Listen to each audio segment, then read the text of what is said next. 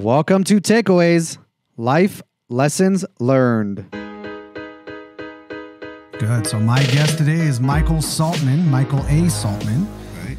You're the founder and president of the Vista Group, which develops and manages office, retail, industrial, and housing projects, not just here in Nevada, also in California, Florida, and Utah.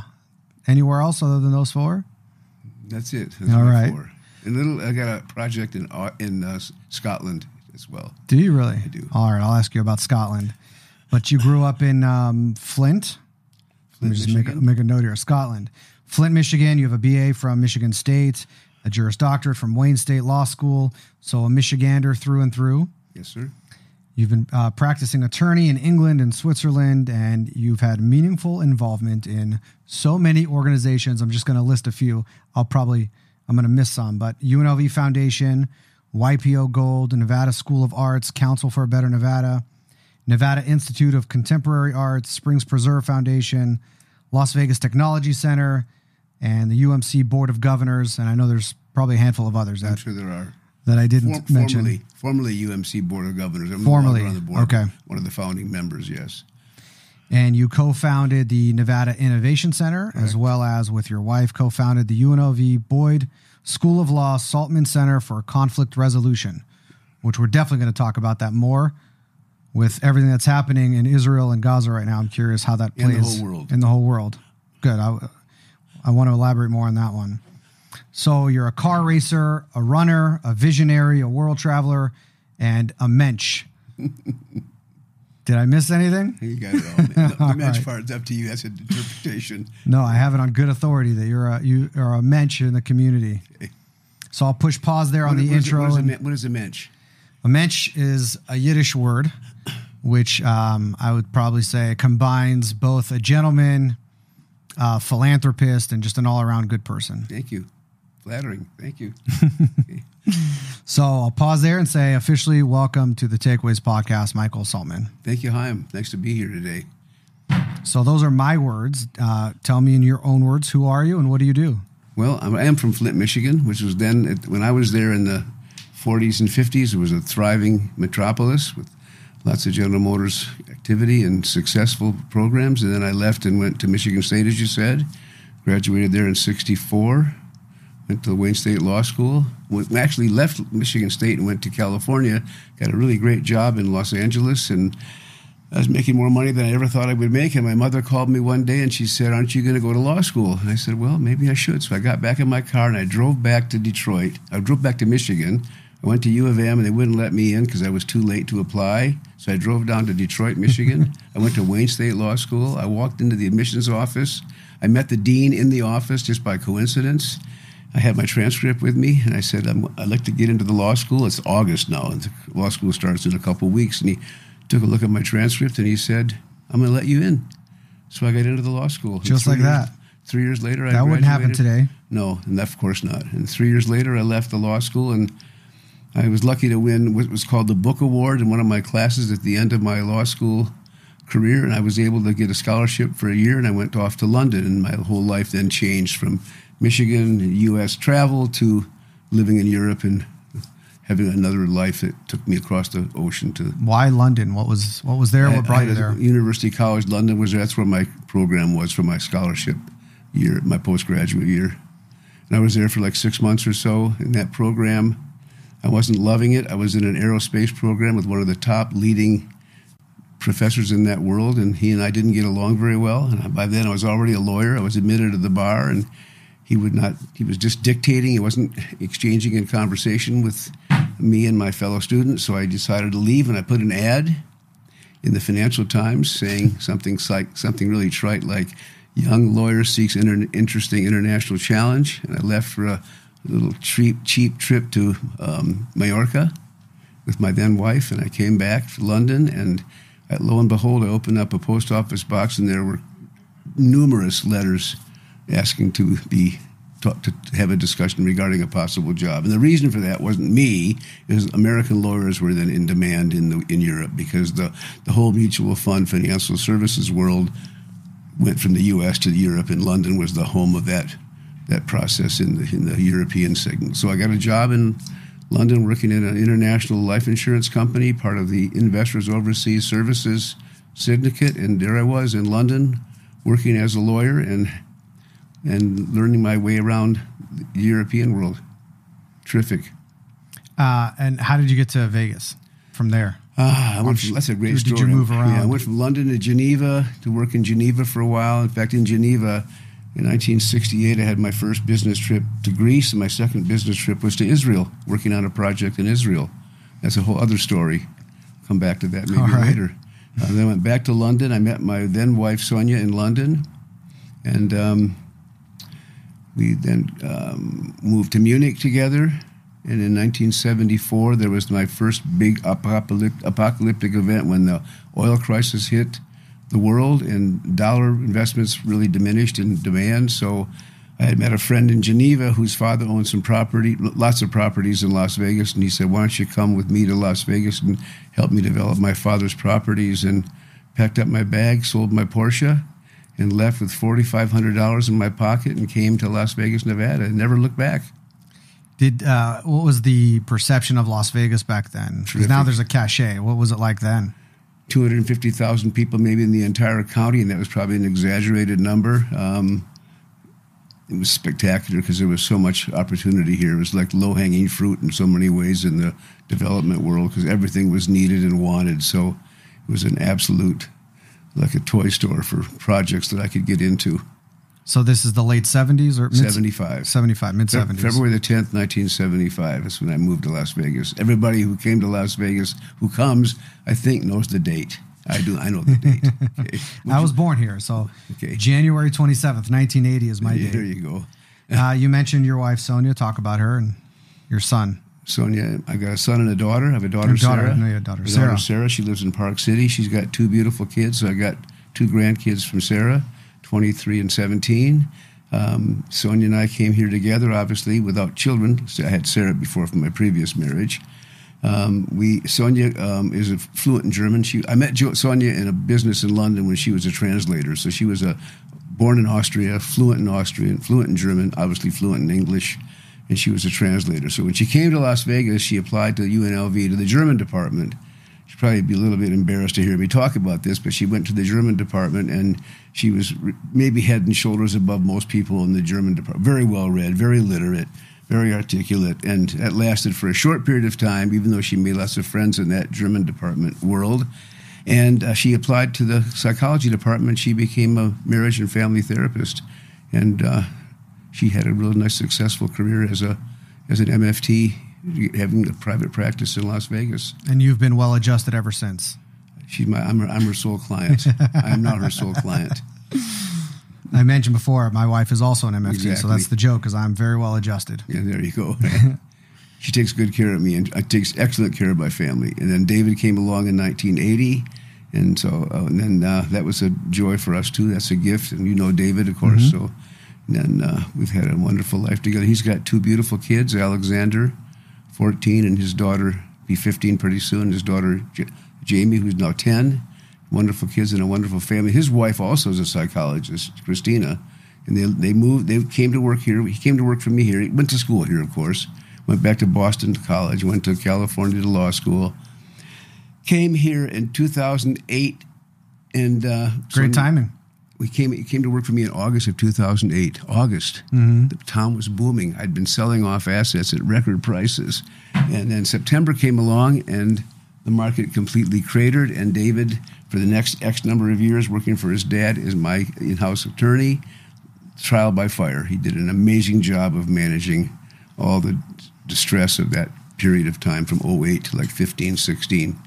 And then he came to me, I don't know, maybe 3 or 4 years ago, and said he had an opportunity in Boston to go back to work. And what did I think of that idea? I thought that was a great idea for him. So off he and his family went to Boston.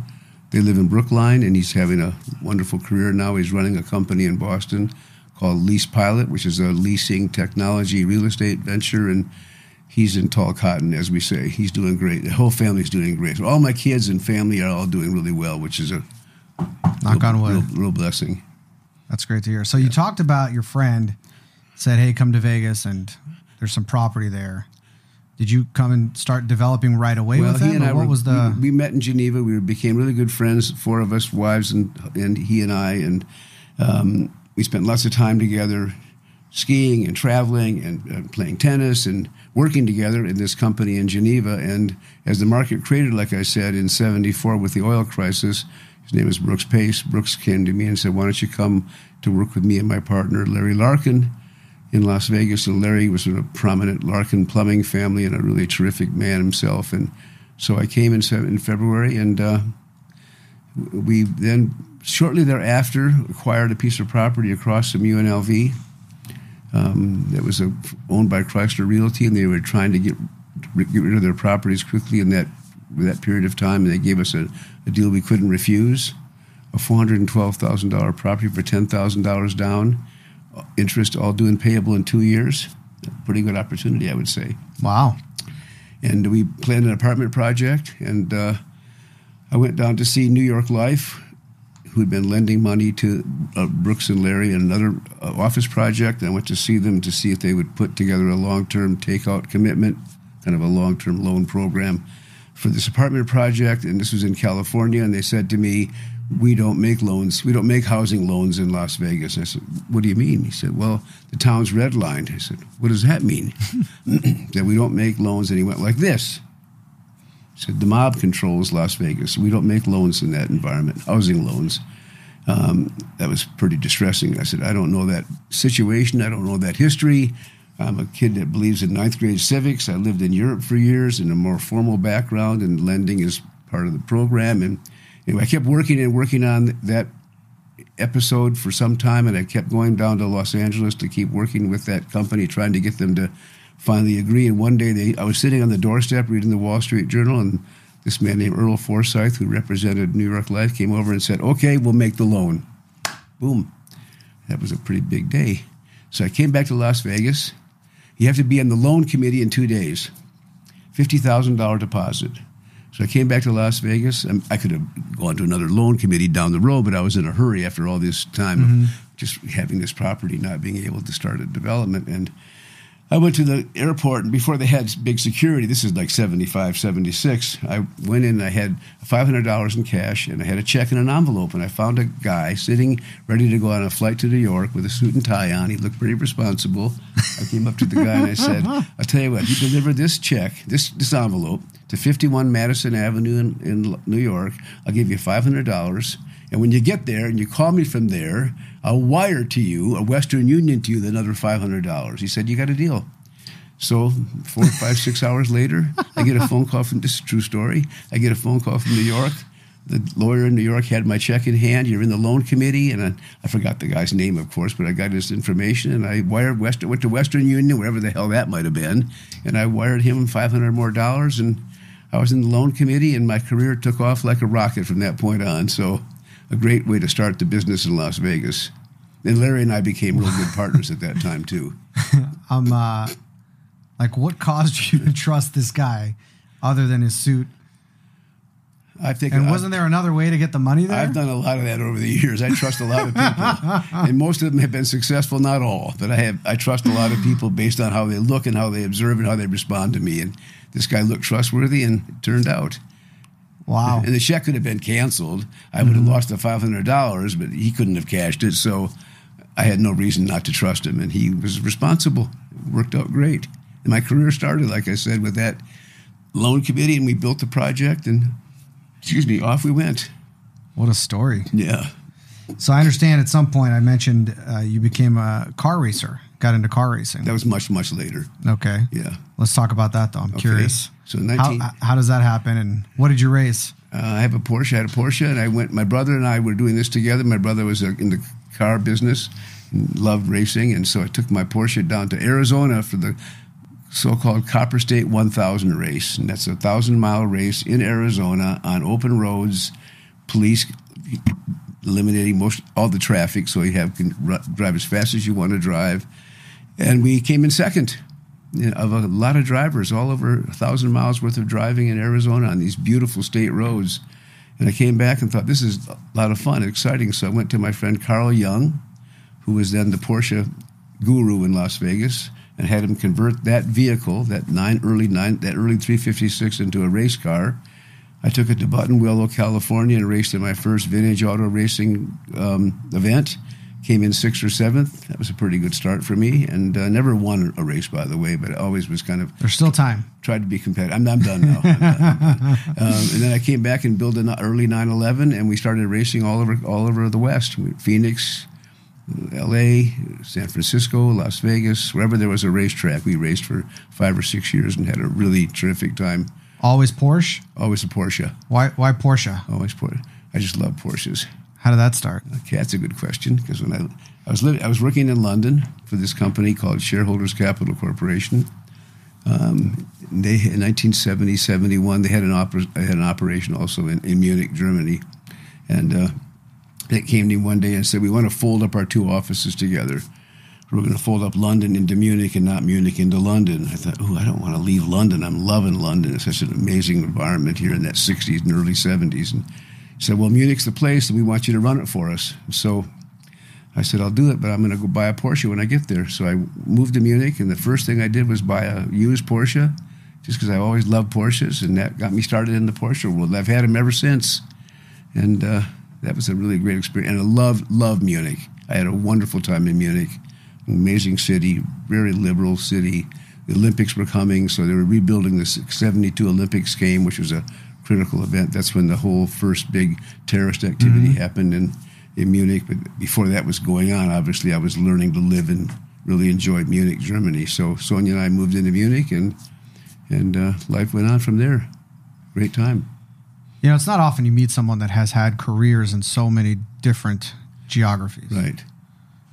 And I'm curious, like, over your career here, how have those experiences in London and Munich, I think you mentioned Geneva. Right. How is that like informed how you do business here or have done business here? That's a really great question. I think I learned how to adjust to different environments, different people. People are all the same basically around the world, but everybody's got a little different nuance. Languages are different. Obviously, there are some different traits on regional basis and different environments, but I learned how to just kind of adjust to different environments, and I really learned to really enjoy that part of it, because I would travel a lot while I was in Europe as well, to Panama, to Curacao, to Greece, to Israel, to Holland, to wherever there was business for me, Italy. I was involved with different people at all these different places, and it really helped me here to kind of just adjust to my setting here as well. And so I love people, and I get along well with people in almost every environment, so that was a really, really amazing experience for me. And to this day, it still resonates. And when I tell young people that ask me about what they should do in their life, I'm saying, get a solid education, as essential. Travel is really a big part of my program. And for people to travel, you get a chance to learn other parts of the world and these nuances that we're talking about. And taking good care of people on the way up and on the way down, both ways, so you always have good relationships with people, no matter what their status and their lifestyle might be. It's been a huge, huge benefit to me, and probably the biggest feature of my success has been based on that long time activity for me. So education, travel, take care of people on the way up and on the way down. Right. I've had both ways, up and down. Up and down. Yeah. So that's a good segue. This show is called Takeaways, and it's about takeaways from people who have influenced me. And believe it or not, you've been one of those people over the years. Thank you. And I ask everyone the same question. The question is, what's the single most influential thing or event in your life that has defined or shaped you the most? There have been many. There's one that stands out. I'll explain that and kind of get my thoughts together on that item, because I've had many different experiences that have created huge opportunities for me. Probably the death of my father was probably the single most significant event in my life that changed my whole course of reality. I was 14 years old. My dad and I were very close. He was my hero, still is in some interesting way. January the 3rd, 1957, he went from one day to the next, gone, playing bridge with my mother. The next day he was gone, had an aneurysm, wasn't detectable at the time, and I lost this hero.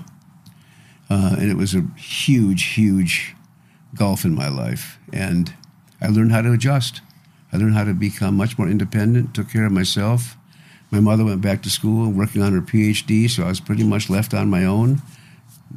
I wasn't living alone, but she would go back and forth from Ann Arbor to Flint, and I learned how to survive, and I learned how to really take care of myself. And I think it's probably a plus and a minus, because sometimes I get a little bit too caught up in taking care of myself and not to be thinking about how I should really relate to the rest of the world, because I want to make sure that I'm taken care of. And so that process was huge for me for many, many years. And even to this day, all these many years later, I still think of that event as the most significant watershed event of my life. Did you have siblings? Had a brother, 2 years older.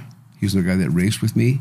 Oh, that's right. You said brother. That's right. And I had mother, very creative, educated mother, and a big family around. But I was basically on my own. And I still feel, to many ways, I'm on my own. I've got an incredible wife, and I've got great kids and great friends.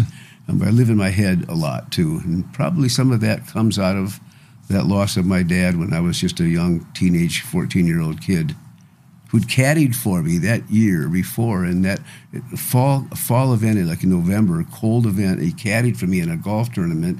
And he stopped up the 9th hole and went home. And later I found out that he thought he had some kind of a heart palpitation going on. I didn't know that until he was gone. But it was kind of distressing to have him leave at the 9th hole. And then, of course, a couple months later, whatever was going on with that aneurysm, he was gone. And I still think about that as a significant event. Yeah. Do you know if your brother had the same sort of response that you did, as far as the independence? I'm sure he did, because he was obviously we were really close in the knit family, but we never talked about it. Jeff and I his name was Jeff Saltman. We never really talked about it. I was too young to talk about it, 14 years old. Probably later on, 18, 19, 20, 30, 40, when we were together, I was sure we'd talk about it. But back then, I don't think we had much conversation about it at all. I was really just kind of on my own at that time. And I had a great high school career out of that, too. After that, I was on my own and had a great high school career and a good, young, youthful start of my life. But still, in the back of my mind always was the loss of this captivating figure. So to me, to have my kids around and grandkids around and be alive and be on the planet is such an incredible gift to me, Hayim, that I am totally blessed at every level, having this long time life I've had and have these wonderful kids around me. That really, really is the gift to me in the latter time of my lifestyle here, my life. Well, thank you for sharing that. Yes. Thanks for asking me. We can take a hard left here, okay, because on Takeaways episode 42, okay, my very special guest that day was a guy named Mike Forshey. Okay. And he and I get into talking, and he's talking about all of his stories and whatnot. And all of a sudden, you show up as a character in his story. So he talked about, his perception of how you guys met. So I'm going to ask you also. You share the story. How do you remember you and Mike Forshey meeting? That's a great story. We have a great relationship, Forshey and I do. I was working with Chicago Title and Land Title in Las Vegas, and Terry Wright might have been Terry started Nevada Title. Terry might have been in Chicago at the time. I'm not sure if it was Land or Chicago, but he started to form a new venture called Nevada Title, and he and Mike joined forces to create this new company. And I was then starting to build and design Renaissance Center East at Trop and Eastern, which is the leading modern contemporary shopping center of the time in Las Vegas. And I needed some help because it was a big center, 220,000-foot center, and had an anchor all set up for it. And I needed some CC&Rs to help govern the process. And Mike Forshey came to see me, and this is my version of Mike's story. I think I've heard Mike's version of mine. This is my version of it. I got a pretty good recollection, but he came to me and said, "How do we get your business?" And I said, "Well, I'll tell you what. My friend Rowan Molaski has just built a mission center at the corner of Flamingo and Maryland Parkway. And I know he has CC&Rs for that project, which is a legal terminology. And I said, if you can get me the CC&Rs from that project that I can use as a clone for the Renaissance Center that I'm building, that would really go a long way with me." And he went back, and this is before, I don't know, it might have been microfiche. I don't know what it was. It sure wasn't the current technology, but microfiche, whatever it was to get photocopies. The next day, Forche came into my office with a stack of papers that high, and it was the complete CCNRs. I said, that is amazing. How'd you do that? He said, spent all night kind of figuring it out, and he figured it out. He said, you have my job. You have the work. And that's how it started. And then every project I did from that point on, every one was Nevada Title, with Forche and Terry Wright and Troy Lockhead and a really great Robbie Magby, just a great group of people at Nevada Title that took good care of us for many, many, many years. So that's how he and I got started. And then it went from there to other things. So his version is very similar, except for, if I'm recalling right, he said he came back that afternoon, not quite the next day. But those are just details. It might have been that afternoon. That's so But then funny. he and I really bonded. Then after that, we did a lot together. We started running together. We ran thousands of miles together. I'd run with Forche, and he's got such a great bunch of stories from his background. We'd be 10 miles out of town. He started telling me stories that make me laugh so hard I would have a hard time continuing the run. But we ran, and then we ran other marathons together and played golf together. And then I, much later down the road, I forgot what year it was. Oh, boy, that would have been maybe 1990, 91. I had an opportunity to build a big apartment project at Tropicana and Lindell, off just near Decatur, and big property that was owned by a fellow named Al Abrams here in town, 55 acres. And Al came to me and said, would you like to work with me on this project? And I said, I'd love to. Let's figure out a joint venture. So we figured out a joint venture for the first phase, and I hired Mike. I asked Mike to come and work for me, actually, as the project manager. So he led the way for me. Mike brought me the entire team, brought me the architect, the contractors, and a whole range of government entitlement potential activity. And he ran that project for me very successfully in phase one.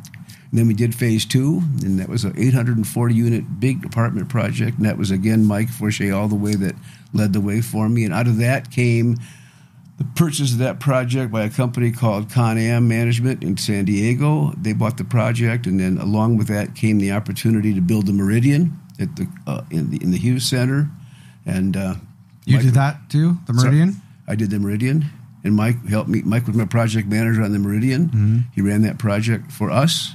That was also a successful project, still is today, one of the better leading, city center kind of multifamily projects, now a condominium project. And then after that project, we then went to Florida, and Mike also was my project manager there and built a big project for me in Palm Beach Gardens, Florida, called Miraflores. And both those projects, by the way, Meridian and Miraflores, the same year, I believe, won the Site Plan of the Year award for their use of the land. And those are two really successful I have to projects. change your bio to award-winning developer. Yeah, we had a couple of those. I've won a bunch of those awards over the years. Yeah, Renaissance Office Park was one of the Golden Globe Awards as well, but that's not the reason for those projects. I just wanted to do the best I could do under the best of circumstances and try to bring the best possible assets to the community wherever we worked. So those were great projects, and Forche played a big role in that. And to this day, we're still good friends. And then down the road, when I was trying to generate capital to do more projects, I asked Mike if he was single, to go to Morocco, to Monte Carlo, and try to scout up some possible investments, because we had some relationships with different people in Europe, mostly in Italy. And Mike went to Morocco for me. And one day, Sonia and I drove down from Munich to Morocco. Great Forche story, man. And Forche's... Everybody loves Forche. He knows everybody in town. Everybody loves him. Both ways. It's a two-way street with Forche. What he says, you can take it to the bank. So I'm in Morocco. I'm in Monte Carlo, and looking around, I see a guy walking down the street with a full-on leather gear, leather pants, leather jacket, leather vest, Forche, and people yelling out, Forche, Forche, on the street. Como va tu, Forche? Como va tu? And he waved to everybody, because he knew them all, man. So that's my great Forche story of Monte Carlo. I wonder if he has a picture of him with that outfit on still. He's probably got. There probably some pictures of him around shoebox. someplace. Yeah. You brought up Renaissance a bunch, and I did have it on there because I wanted to talk with you about it. Before we get into that, though, I want to go back to earlier you talked about business trip to Greece and Israel, right, which was significant. So I wrote it down to circle back to. Okay, sure. My first business trip was from London to Greece. My first business trip was I got hired in this company, this life insurance company, and within a matter of days, I'm one of the assistant general counsels in this company. the general counsel came to me and said, we are negotiating a reinsurance treaty in Holland with a Dutch insurance company. We want you to go represent us in Holland for this reinsurance treaty discussion. I thought to myself, I don't even know what a reinsurance treaty is. So I went that weekend. Can't Google it at that time either, can you? No, I went down to the law library. I turned that guy off. I went down to the law library in London and I researched reinsurance. So I got a little basic understanding of what reinsurance was. And off I went to Holland. And I played a role with this company. Didn't play much of a role, but at least I was there representing this company's interest in this reinsurance. And it worked out great. I had people around me that were really sophisticated in the insurance world, and I was the lawyer, so I was kind of just helping the conversation go. And again, I learned how to just talk to people without knowing necessarily the substance of what I was even discussing, just learning as I went. Totally a de novo kind of experience for me. But that was my first trip. What is reinsurance before you move on from this? What is reinsurance? It's just it's taking the liability from an insurance policy and passing it on to another level. So you can reduce your exposure by having other companies behind you kind of carry the insurance that you've written on the face. You want to be able to have it off. Same thing in sports betting, by the way. You want to be able to have it off to somebody else that takes some of the risk with you. That was the reinsurance program. Then my next big trip was to Greece to work on a mutual fund insurance complex. And I'll never forget flying to Greece, and I thought, I don't know one word of Greek. What am I going to do when I get here? Because back then, today in Europe, everybody speaks English. It's the lingua franca of the world. But back then, that wasn't so obvious. So I'll never forget getting off the plane and thinking, well, how am I even going to go to a hotel? Anyway, I found a thing called a taxi, spelled the same way. So I knew that was at least I could get myself to the hotel. And that was my Greek business trip, was just finding the way to navigate through the language experience. Also fun trip and successful. I did many trips for this company, by the way. I went to Panama and Curacao and Luxembourg, where there were all these different tax havens, and that's part of this European style of business, was to find the best possible legal tax havens for business. So I started to learn quickly as I was going through the process. In 1968, I was asked to go to Israel to work on a mutual fund insurance program in Israel. And that was a huge event for me, because that was right after the 67 war, and Israel had basically had an amazing experience against its neighbors. And today, flash forward to 2023, we're back into that discussion again in a much more critical way. I don't want to necessarily get into that right now, but 68, it was definitely a high-energy world in Israel. And one of the things I saw when I was there, Hayim, was I went to the top of the border between Lebanon, Jordan, and Israel. I looked down pretty much an engineered straight line down the Jordan River, and I saw all green to the west, which was Israel, and all brown to the east, which was Jordan. And I thought to myself then, there's going to be a problem here, folks.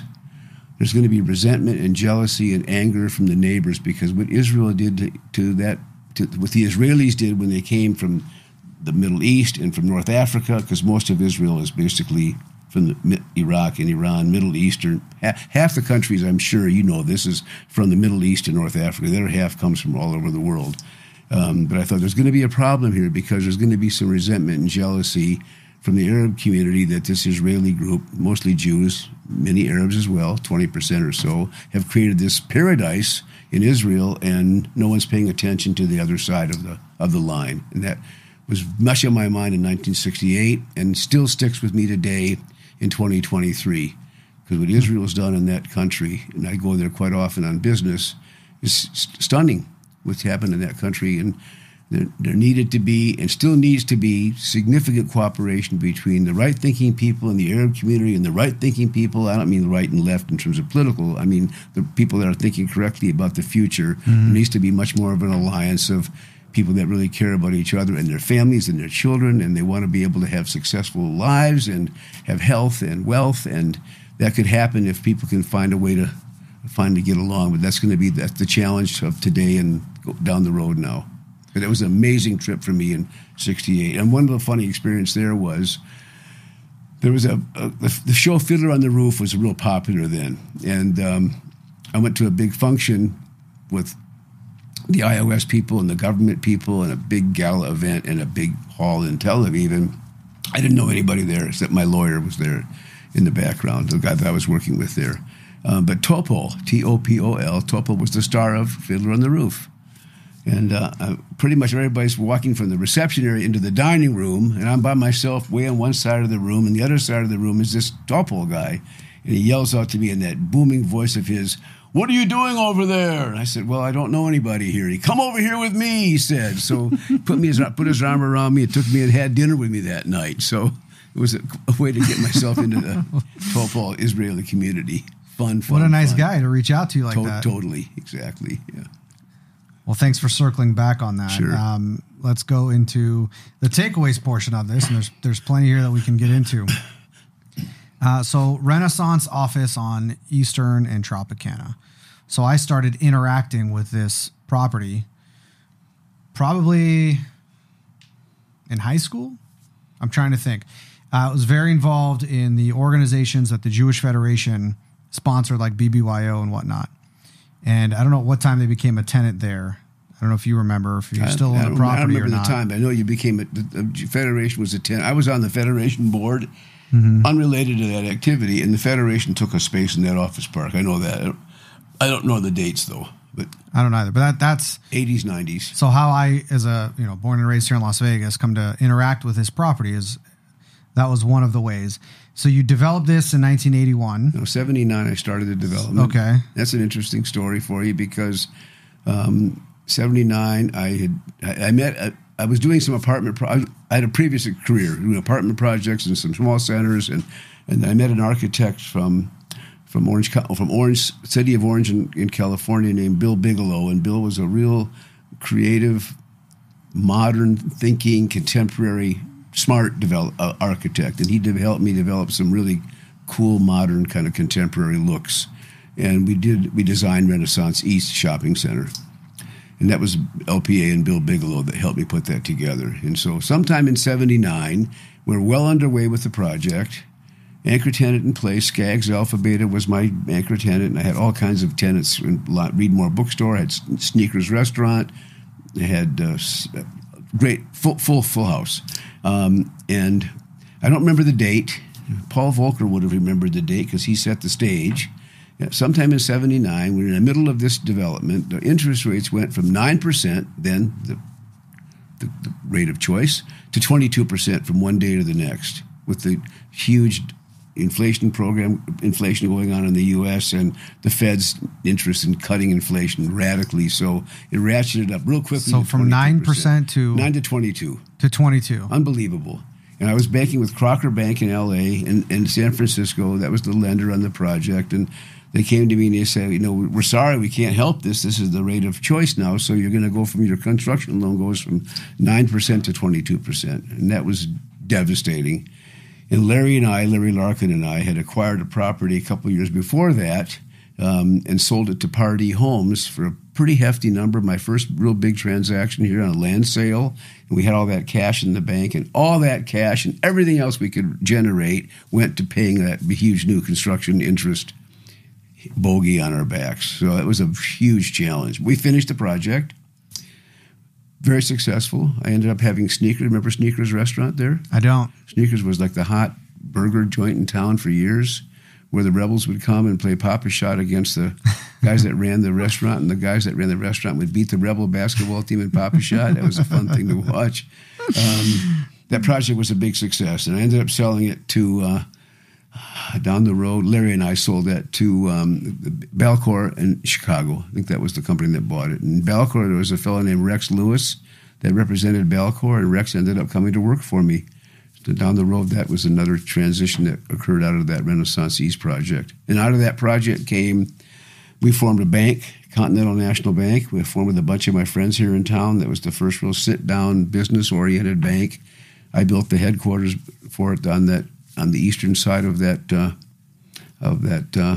development. I also had that Sneakers was a restaurant that had slot machines in it. It was kind of a tavern license, so that was my start in the tavern business as well. And it was full, great center. And we sold it off to Balcor. And then after we sold it, Then we went to, I'm not quite sure the exact sequence, we then ended up buying from Bill Piccoli. We bought the corner of Flamingo and Decatur. That was like another 15-acre corner. That would be the southwest corner, and built Renaissance Center West there. Mm-hmm. And that was another wonderful project for me. And I had a really great story there because at that time, just before we bought the center, we bought the property, but there was no overpass yet between going over the freeway and the railroad tracks going west on Flamingo. And Harry Reid and a team put together a program to build that overpass. And to Harry's credit and to our credit, we ended up having access to West Flamingo. And then, of course, it opened up all the development on West Flamingo. And that really, really launched that Renaissance West project. And that's where I had designed a pretty significant project, again, a couple 100,000 square feet of retail. By the way, on that Renaissance East project, Bob Ansara and his partner Dick Wade had Ricardo's restaurant at the corner. That I remember. Trop and Easter, and Bob and I are still very close friends. And then Bob also took with his partner Dick the corner of Flamingo and Decatur. The second Ricardo's was there. Probably one of my highlights of this whole development world was having Bob Ansara as my tenant. Became very good friends, terrific tenant, wonderful human being, and just a really great way of aligning myself with the restaurant tenant in that shopping center. But the other interesting part of that Renaissance West Center was, and this is a huge story for me, I haven't really thought through it very carefully today anyway, but I will. Smith's Food King was going into the 55,000-foot grocery allocation space. And I was in Austria, and I got a phone call from somebody saying that the owner of the company was sick, and they were going to pull their commitment. So they pulled their commitment, and so now I have an empty space, 55,000-foot space, and we're on the way of building the project. And I had a banker a savings and loan banker that was helping me manage this financing side of it. And that's another story, because in that was my now partner, Jane Flynn, was my early analyst. We'll come back to Jane because she's still my really close friend and partner in many projects today. But Jane was my analyst there. I'm sure she was scratching her head too, thinking, now, what's Michael going to do now? And somebody, Matt Doherty, you know Matt? I'm not sure he's still in town. Matt Doherty, and he had a woman partner in the real estate business, introduced me to a company called Fleming Foods. And Fleming Foods had a concept called Food for Less. And I didn't know what that was. So I needed a tenant. So Fleming's had an office, a division in Salt Lake City. So I went to Salt Lake City, and I met with the fellow that ran that venture for Fleming's called Byron Lovell. And Byron said, I was listening to a presentation between Byron Lovell and some lawyers and doctors of Salt Lake City to get them to help fund the equity for this grocery store. Fleming's would provide the food and provide the concept for running it, the Food for Less warehouse concept, and the investors would then be the equity behind the deal. And I listened to the whole conversation and thought, interesting, maybe I've got a prospect for a tenant here. A couple weeks later, I get a phone call from Byron Lovell, and he said, my investor group fell out. What should I do? I said, without even calling Larry, who was a wonderful human being and a great partner, and the guy that really got me started, I said, we'll do it. And he said, you'll do it? I said, yeah, we'll take on the equity investment. So I hung up from Byron. I said, I'll come up to see you in Salt Lake City. So I called Larry, and I said, Larry, we're in the grocery business. He said, what? So you took on the equity investment in the operation of this grocery business, and I imagine you did that just from hearing the conversation and the merits of what you thought the business would do, not to get them to be a tenant in the shopping center. Totally to get the tenant. I needed a tenant. I needed a tenant. And the interesting irony is, that's risky. And during the Depression, my grandmother had a 8,000 square foot grocery store in Bay City, Michigan. I'm sure she gave food away during the Depression. I don't know if she made any money, but I'm sure she was rolling over in her grave to think now her grandson's going into a 55,000 square foot grocery store only because he needs a tenant. And Fleming's ran it. And Fleming's put the group together to run the store, kind of. But we ended up doing a backup plan later, once I learned how to run a little bit of the business. But I'm a real estate developer, lawyer, not with a grandmother in groceries, but that's about all I knew. It's in your blood, I guess. It's in my blood. In my blood was taking advantage of opportunities. That's my blood. And this is one that I thought, I'm going to take a good chance at this one. So we built a Food for Less. I went back to Salt Lake City, and he wasn't sure I really wanted to do it. So he put me in the banana room to have this negotiation. And the banana room is probably 30 below zero, freezing. And he's talking to me real fast about this Food for Less concept. And I'm agreeing to everything he said. So came out of the banana room, signed the deal. Off I went back to Las Vegas, and we built the grocery store. And I got into it. We hired a team to kind of manage our side of it to make sure that the Fleming's guys were running the project appropriately. We could just do a shadow work on their financial aspects of it. And I got to know Lou Falley. And Lou Falley from Topeka, Kansas, who originated the concept of Food for Less, was called Falley's Food for Less. He had licensed this to Fleming Companies, which was then the largest food wholesaler in the country, based in either Tulsa or Oklahoma City. Where was the rodeo before it came here? Oklahoma City? Yeah. He and I became good friends. He thought I reminded him of somebody he knew in his background. Older guy, and he would come back and forth come to Las Vegas and see me. He was a crazy golfer. This is an unusual guy. He would close his grocery business on Wednesdays to play golf. Nobody does that in the grocery business, but Lou did that. So he and I would play golf together. And he'd come out to see me, and he'd show me how to work the whole wall of values and Food for Less and the concept of bagging your own groceries and stripped down tenant improvements. And he became good friends with me, and we became really pals. I'm a younger guy, he's an older guy, and he adopted me and I adopted him. One of those, loss of my father created all these older guys that became like connected to me over the years, and he was one of them. Not a father, but a father figure sort of a fellow. Great, great guy. And we ran the business, and the business opened up the doors. It was hugely successful. Oh, that was a shock, man. So, because I didn't know how successful it would be, but there were lines. Remember that when it opened up that store? That was probably... I was born in 80, so it was probably right as I was a kid. Yeah, that would have been 85, 86, just a little kid. Yeah. I mean, growing up here, I remember Food for Less. Yeah, lines out the door. Because the pricing was appropriately lower than any place else in the neighborhood shopping center grocery world. So it was all about gross revenues, and then little net would grow with the gross revenues being as significant as they were.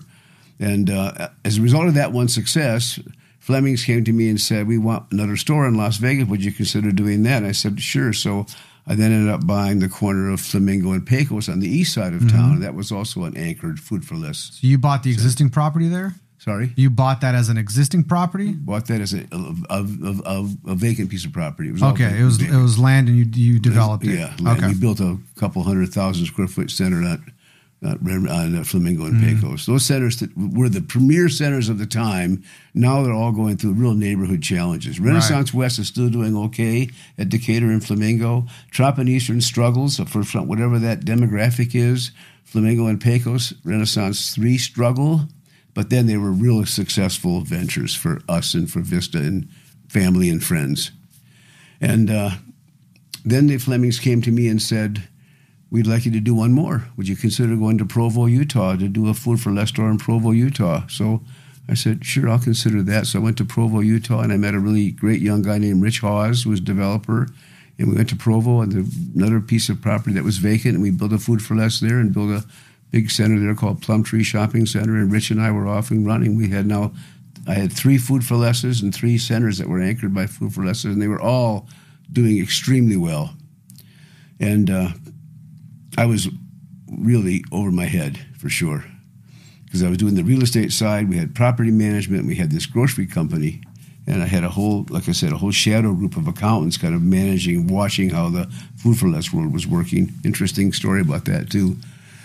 I had a manager, I'm not going to mention his name, but a Food for Less manager in Las Vegas and the first store at Flamingo and Decatur. And whatever our prices were, I'm just going to make up a number, 29 cents for a can of corn would have been a price that would have been competitive with a 32-cent can of corn at Smith's or Albertsons. And because we were doing so well, my manager started raising the prices somewhat. We were doing big numbers, $750,000, $800,000 a week in grocery sales, big numbers. And he started creeping up the prices. So it went from, I'm going to make up that number again, from 29 cents, it might have gone to 31, 32 cents a can. And guess what? The customers saw it. the customers figured that out. And business started to slowly decrease. And didn't plummet, but it went down slowly. So it went down from $750, say, a week, down to $650, down to $620, down to $580. And I thought, this is not working for me. So I figured out what he had done with some friends helping me as consultants to this business. And we ended up terminating that relationship and brought our own management in. But I could tell that I was really over my head in how to run a grocery company of that magnitude. And along the way, along came Ron and Joe Burkle came to see me. And Ron and Joe Burkle had really heavily involved in grocery in California. They were trying to buy a company in California. It didn't turn out for them. And they suggested to me, wisely, why don't we run them and you build them? And we formed a venture. And we then built one, and we built together. We went back to Fleming's. We built one in Victorville, Corona, Rialto. We had a few different food for less centers that we built. And finally, Fleming's came to me and said, we don't like the Burkles because they're conventional grocers. We don't think they really understand the warehouse business, which they did because Ron Burkle's as smart as it gets in terms of financial and grocery operations.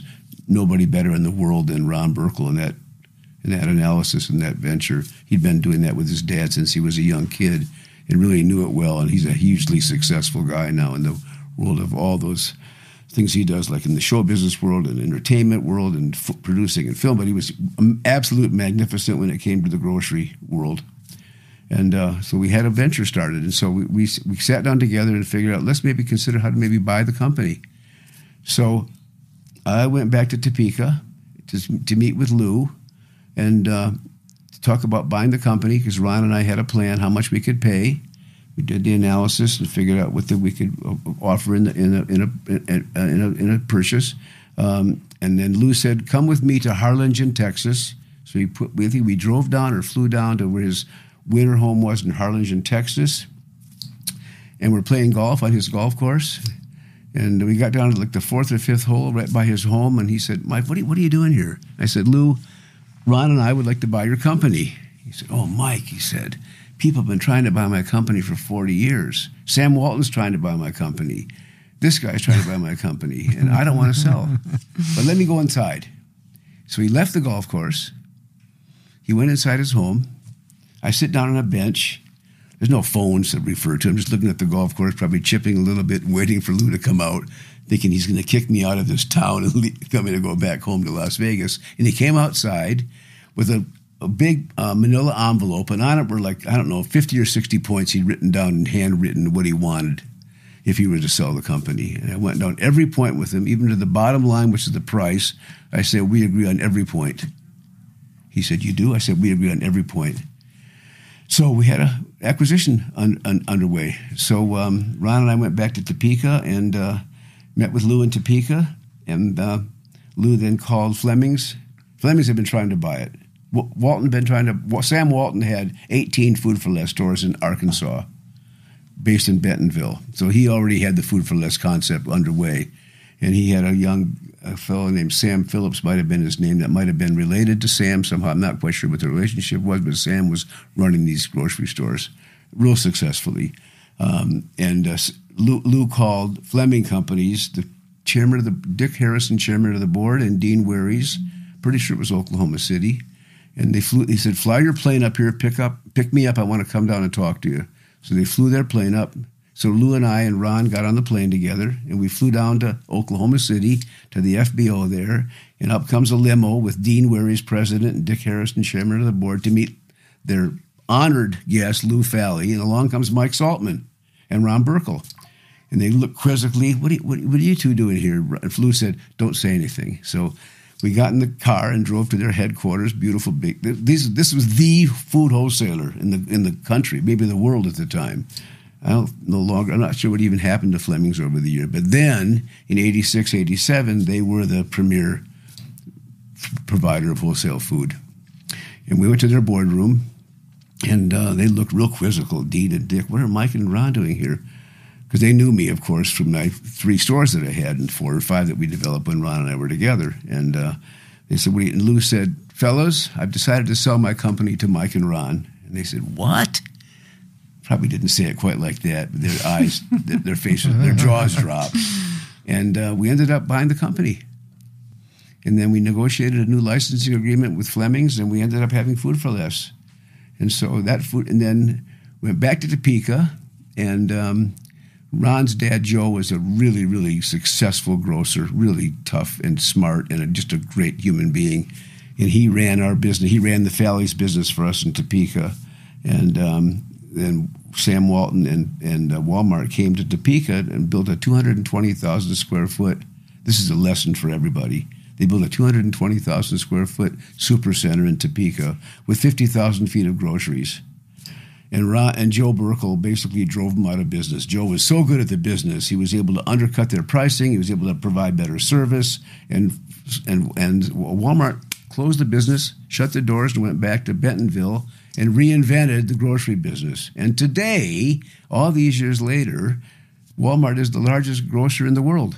So they figured it out real quickly after that episode in Topeka and became a really huge, major part of the grocery world. In the meantime, then Ron took us on to different levels. Then Ron engineered the purchase of Ralph's and Boys Markets in California, and QFC in Washington, and Fred Meyer in Oregon, and Smith's Food King, and put a whole bunch of groups together. And then we were the western part of the U.S. major dominant grocery company. And then Ron, to his credit, was able to engineer a transaction where Kroger ended up buying the whole transaction, buying the whole business. So Kroger today started off with our Food for Less in Las Vegas and engineered itself all the way to Cincinnati, Ohio, where now Kroger is one of the second largest grocer company in the world. And that was in the country, and that was Ron's total brilliance to put that together. And I went along for the ride. Here I am thinking I'm talking to a real estate developer. I didn't know I was talking to a grocery magnate. Exactly. Just by default, but for sure. But definitely I got the benefit of it. Wow. The risk paid off, I guess. Totally, yeah. So Lou wrote down 50 items. Yes. And you said yes to all of them. Every one of them. Why didn't you try to negotiate?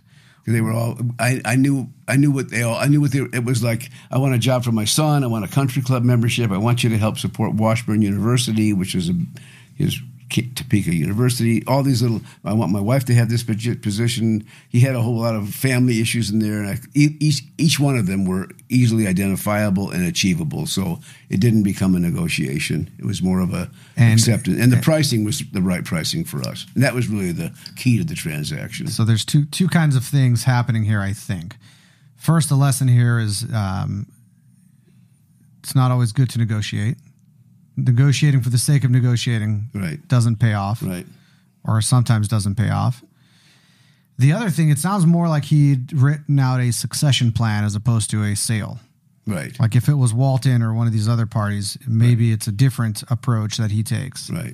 Is that I think kind of thinking back? Was that what he was doing? He liked me. He liked us. He knew we were serious. So we had the money to buy the company, and he was ready to I'm sure he was ready to move on with his life as well. I think that's probably what he was in his mind. He could have gotten more from from the Fleming's folks and all that. Yeah, but that was not what he was doing. No, he wanted it, and we had such a great relationship that I think he felt that we were for sure sincere and really working hard at it, and we had access to capital, and he went along with it, and we became good friends during and afterwards. It was a really great transaction. You mentioned the whole father figure kind of relationship. Exactly.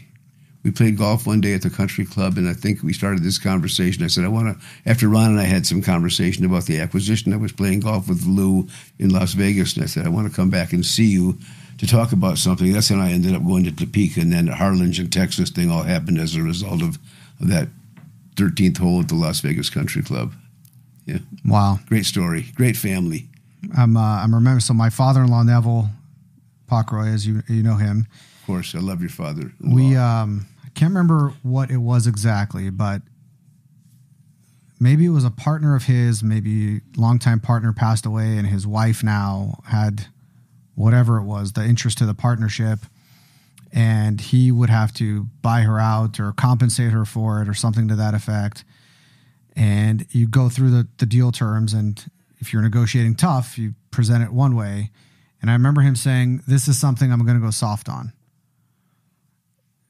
which put me on my heels for a second. And, everything you learn about negotiating, you never negotiate like that. It goes soft and give more. And but it was really to honor the partnership that he had, and not something he's going to try to squeeze every last drop out of. I'm not a squeezer. I have an expectation of what I expect in a project in terms of reward and success. And by the way, I never think about money when I'm doing a project, ever. I think about how to do the best possible development I can do, put my best foot forward, provide the best opportunity for tenants that have success of their own. And then out of that generation of looking for success of the venture, if you're good at what you do, then the money will follow. It doesn't always, but that's usually my style. I don't ever do a project with the money in my mind, with a reward in my mind. It's out there, but I don't think about it as not my primary goal. And interesting about negotiation also was another one of those similar ones was when I was doing the deal with the Abrams family for the Renaissance Villas project at Trop in Decatur. He wanted me to come down to see his lawyer in L.A., which I did, and his lawyer had points. His lawyer had a whole series of points he wanted for his client, Mr. Abrams, and I didn't agree to any of them, not one. I didn't need to do the deal. I wanted to do it because it looked like a really exciting project, and it's in the middle of nowhere. Nowhere then. The Trop in Decatur was like nowhere. I'll tell you that little sidebar story in a second too. And I didn't agree. I forgot his lawyer's name. Almost had it. Murray something. Anyway, he had like 7 or 8 points on a legal pad. I didn't agree to any one of his points. Whatever they were, I didn't agree with them. Not out of principle. I just didn't agree with the principle. The item of each item. I didn't agree with each item that he was trying to get me to accept. And Al went along with it, and we had a hugely successful project. So. Sometimes you have to go soft if you have the big picture in mind. But that project, interestingly enough, I had a really great advertising guy named Joe Merica. Remember that name? Before your time. Joe was a really terrific young guy, real bright. And I had him as my advertising agent. And I said, Joe, I got this property we're building called Renaissance Villas. It's going to be a super Cliff Wong architecturally designed, Mike Forche project managed development for me. I forgot the first phase might have been 300 or 400 units. And I said, what am I going to do? It's out in the middle of nowhere. Trop was probably paved, but nothing else was paved around there. And so Joe came up with an idea, a big sign, and it said, live boldly where no man has yet dared live. That was a big sign on the property. Live boldly where no man has yet there lived. yet there lived. And it became a big success. Fully sold out, and it was a huge success. So that was Joe Merica kind of launching me into the world of vacant property development. An observation, something that you and Mike Forche are sort of unique at, is your recall for people's names. I don't know that the majority of people remember people's names like you guys remember their names. It's part of my life. Yeah, I relate to people well, and I like to think I remember people's names. They remember mine often. Clearly you do. I used to take my daughter Sarah with me to some of my projects early in the morning, and we'd drive around because I'd like to look at my projects in the morning, and I'd pick up paper, and I would do the things that owners should do, which is taking care of their assets. And I would stop in the morning, I would talk to the landscaper and the landscaper's assistant and the guy that was working on mowing, the guy that worked for the landscaper. And Sarah would say to me, Dad, you know all these people? I said, yeah, I talk to all of them because they're all part of our life. They're all helping us in one way or another, and they're all really good people. And that really had a big impact on her. To this day, she talks about that, how I like to take care of people. I knew their names and their families and their backgrounds, and I connect with people, and that really helped me feel really like I'm doing something beneficial to the people that work with me and for me, as well as for myself and for my family. And so that's a big part of how I think I am today. Let's fast forward a bit. I'm a young agent. I'm a few years in the business. Robin Sivish says to me, you remember Robin? She worked at Vista Group. Of course. Hey, Hayim, you should join this board of this group called Commercial Marketing Group, CMG. And it's exactly what it sounds. It's a marketing group for real estate agents. This is like, the internet was here now and properties were starting to get advertised online, but there was still this group that met in person to talk about what properties they have, the haves and needs of clients to try to put deals together. So the group met at the Las Vegas Country Club every week. I think it was on every Wednesday morning. And so you join this thing, and then Robin said it'd be good for you to put yourself forward for the board. So I did that. And then, it's like you get on the board and then you do a good job, and then someone says you should consider running for secretary or whatever, and you don't know at the time, but secretary is the first position to president-elect to then president. So you say yes to one thing, and all of a sudden it's a 3-4 year commitment. Laddering. Is that what it's called? Yes. Laddering. Yeah. So I didn't know that then, but I experienced it. How old are you now? Now I'm 43. Okay. David's age. David's, yeah. Okay. We were born the same year. Right on. I'm January. What month? June. He's June 11. Okay. Yeah. So he has to respect me as his elder. There you go. Right. So CMG had this thing that they started every year. They would give what they called a visionary award. So they'd pick somebody who had a vision for our community and executed on the vision and created something. So you were up as nominated for this award one year for the work that you were doing for the project that you called Midtown UNLV it was called. But you declined to be honored. Do you remember this? I do. Tell me the story. So you declined because you said, I've not had the vision materialize. So I can't accept an award, a visionary award for a vision that's not yet materialized. But then you said, but what you should do is consider honoring Barbara Mack for the Thomas and Mack's family's contribution for what they have done for UNLV. So I want to ask you your perspective. What did the Thomas and Mack families do for UNLV? First of all, your involvement at UNLV is pretty vast. What is it?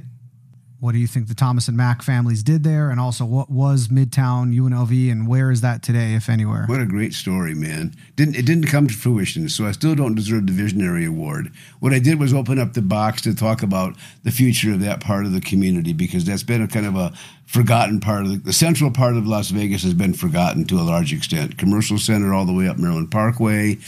Got trumped, if you will, by all the projects that circle the community, Summerlin and Green Valley and all the Ritter projects around the community that basically took over the development demand. The center core was left alone. I had been spending time, I got to know Dick Morgan at the Arizona State Law School. Dick became the dean of the UNLV Law School. We became really good friends, still are good friends today. And he introduced me to Arizona State. And I went down to Tempe and I saw what Tempe had done for Arizona State to create Mill Avenue as the retail, energy, restaurant complex that serviced the Arizona State University students, faculty, and community. And that really engineered my thought process. And I came back to Las Vegas and thought Maryland Parkway should be in this same discussion. Maryland Parkway needs to be Mill Avenue. The difference, of course, is that Tempe's a small town. Maryland Parkway's in the county, so the county has a much bigger responsibility. Couldn't quite focus on what was happening like Tempe did with Mill Avenue. But Tom Riley, who was county manager, really got behind the idea. Jacob Snow, who was the head of the RTC, really got behind the idea. And Carol Harder, then president, got behind the idea. Speaking of which, Carol Harder passed away recently. Yesterday, I think at UNLV was her celebration of life for Carol Harder. My really great friend passed away, and obviously her life was celebrated in a memorial service yesterday. But she and I became really good friends. And I went back to Wayne State University that same time, and Wayne State University had engineered a project called Midtown Detroit. So I came back to Carol and I said, let's have a project around UNLV called Downtown Las Vegas. And she said, how about, and I told her about Wayne State University. She said, how about calling it Midtown? So it was really Carol's name. So I said, what a great idea. So I put a lot of energy and time into trying to get everybody in the community behind doing this Maryland Parkway development. And for one reason or another, it kept floundering, and the market kept going down, up and down, and I couldn't put it together. And I forgot how it all kind of materialized over the period of time. I think we sold. Then I had Greenspun and American Nevada became my partners in my projects with a guy named Bruce Dyfek that was running the American Nevada program at the time. They bought an interest in my Campus Village project. We built the NSHE, the Nevada System of Higher Education headquarters at Rochelle and Maryland Parkway. We bought the JMA building at the other side, the north corner of JMA, that JMA property. Sold that off to UNLV. Interesting transaction, by the way. Handshake deal with the then CFO of UNLV. Handshake deal to build that project. I'll come back to that if you want to talk about it. That was a really interesting development. We did all these. I took over the Ross Miller Cancer Center and built the UNLV Police Department there. And we had quite an activity going around UNLV. But whatever the reason, it didn't finally materialize. And so I didn't deserve the Visionary Award, but I got it started. So I get the Starter Award.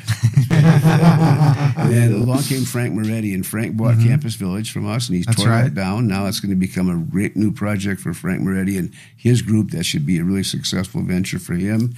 And hopefully they align their interests between Frank's private sector world and UNLV's public sector world. That's always been a challenge because UNLV never really reached out to the community. They always were more within, and that was always a challenge to get them to look outside. Now they're looking outside. After Carol for sure got that started, the next president has kind of helped move that forward as well.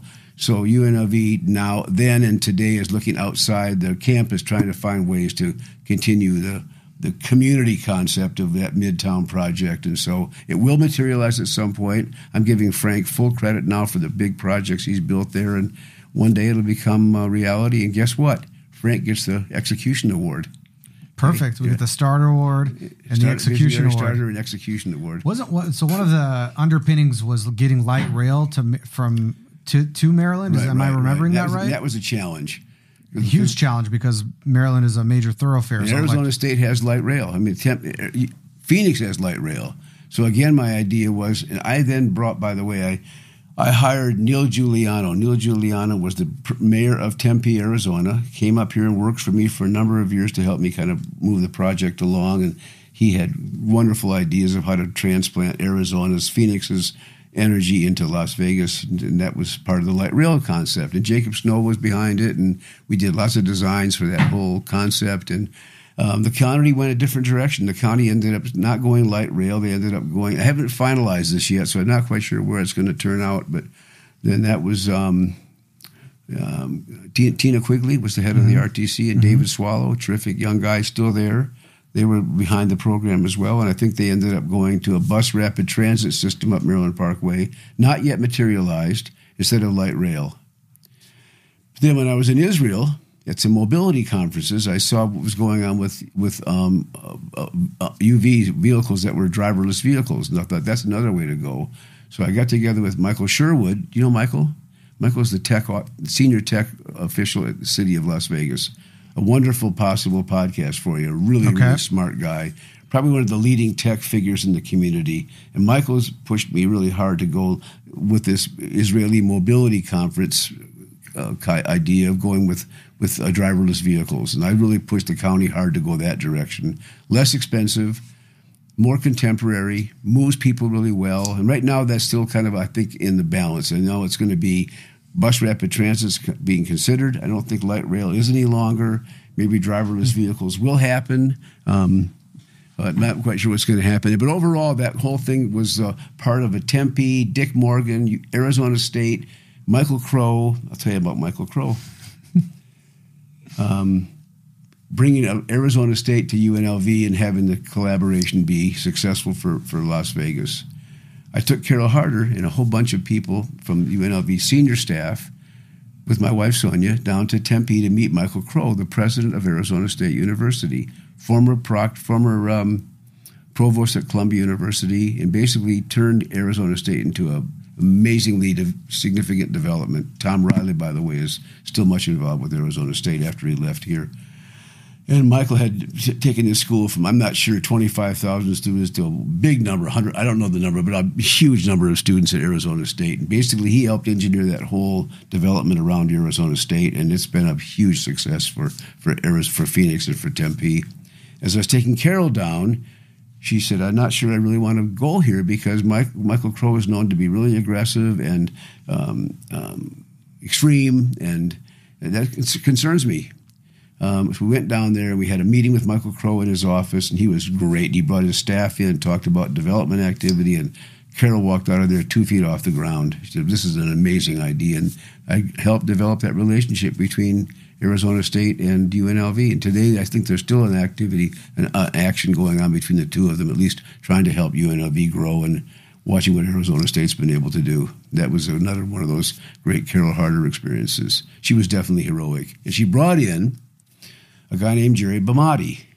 And Bamati probably will maybe see this podcast at some point and put a smile on his face, because he and I became really close. And he was really significant engineering the future, the growth of Las Vegas. And a number of projects we did. Every project I did with Jerry Bamati directly. The police station, that was a Jerry Bamati transaction between, he was representing UNLV and I represented Vista. Probably not even ANC at the time, but then eventually ANC and Vista aligned interests in those developments. And then we did the NSHE headquarters was an interesting discussion. NSHE wanted to move their headquarters wherever they were, Nevada School of Higher Education, Nevada System of Higher Education. They wanted to move to a new facility, and there was a big competition as to where it should go. There was a big push from some of the regions to go downtown.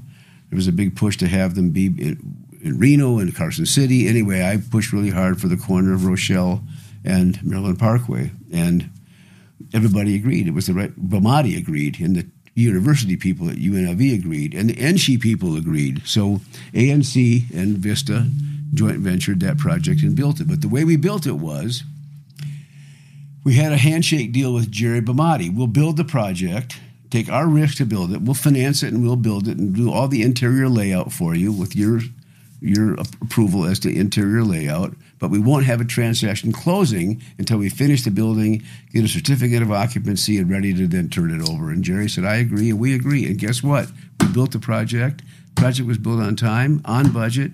Got it all done, got the C of O, and sat down with Bamati and worked out a transaction for the system to acquire the property. So one of those wonderful So why not put all that on paper and have an agreement up front as to the sequencing and how it would all go? We could probably help avoid prevailing wage by doing this project privately without having to go through a state allocation for the property.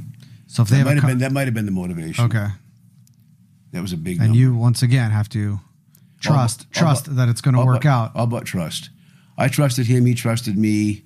I would have issues going on where I wanted to make some changes. I went by the Barrack Museum one day. I was on the campus a lot, and it looked shoddy, and they were trying to move the Barrack Museum into an art facility, to an art gallery or an art program on the campus, and the facade was falling apart, and it looked terrible, and it was residue and stuff all over the place in front of the building. And I called Bamati and I said, Jerry, can you help generate some money just to fix the facade, clean up the building, and get it ready for the art museum? And he said, you got it. So he found the money. They cleaned up the building. It became the UNLV Art Museum. No one knows about that story today, just Bamati and me, but that's where it is, Hayim. Wow. Yeah, one of those many stories around UNLV's campus, trying to help out the community. So, not always successful, but trying to help out. The thought I had is, so as a developer at your core business, it sounds like you engaged in some extracurriculars, creating a relationship between ASU and UNLV. That doesn't just happen overnight. There's a lot of energy and effort and time and probably cost on your part to do that. Why do all those things? Why not just worry about the properties that you're developing, do a good job, good project, keep going on to the next one? Why keep kind of engaging and bringing people into the fold and creating bridges? Yeah, those are really great questions. I think about them a lot, but I just do them automatically. I love connecting quality to quality. There's something about the ability to bring people together that I find really engaging to me, and it really helps my own sense of fairness in the world. So it's not a financial issue. Mm-hmm. It's a really great question. I think about it a lot. I don't think about it a lot. I just do it a lot. If I find something that I can match up one person to another person, I still do that significantly in my life, but bring good people together to try to find some kind of a synergy that may benefit somebody down the road. So it's a really, really great question. All the pro bono stuff that I've done over the years, I didn't have to do any of that, but I was the chairman of the Nevada School of the Arts. All these things I did try to help the community. You mentioned the Jewish Federation. I also helped I was the chairman of ready for this, the McCarran Art Advisory Board. What is that? That was when we first the project was being built by TRA Consultant was the architect on the big expansion of McCarran Airport.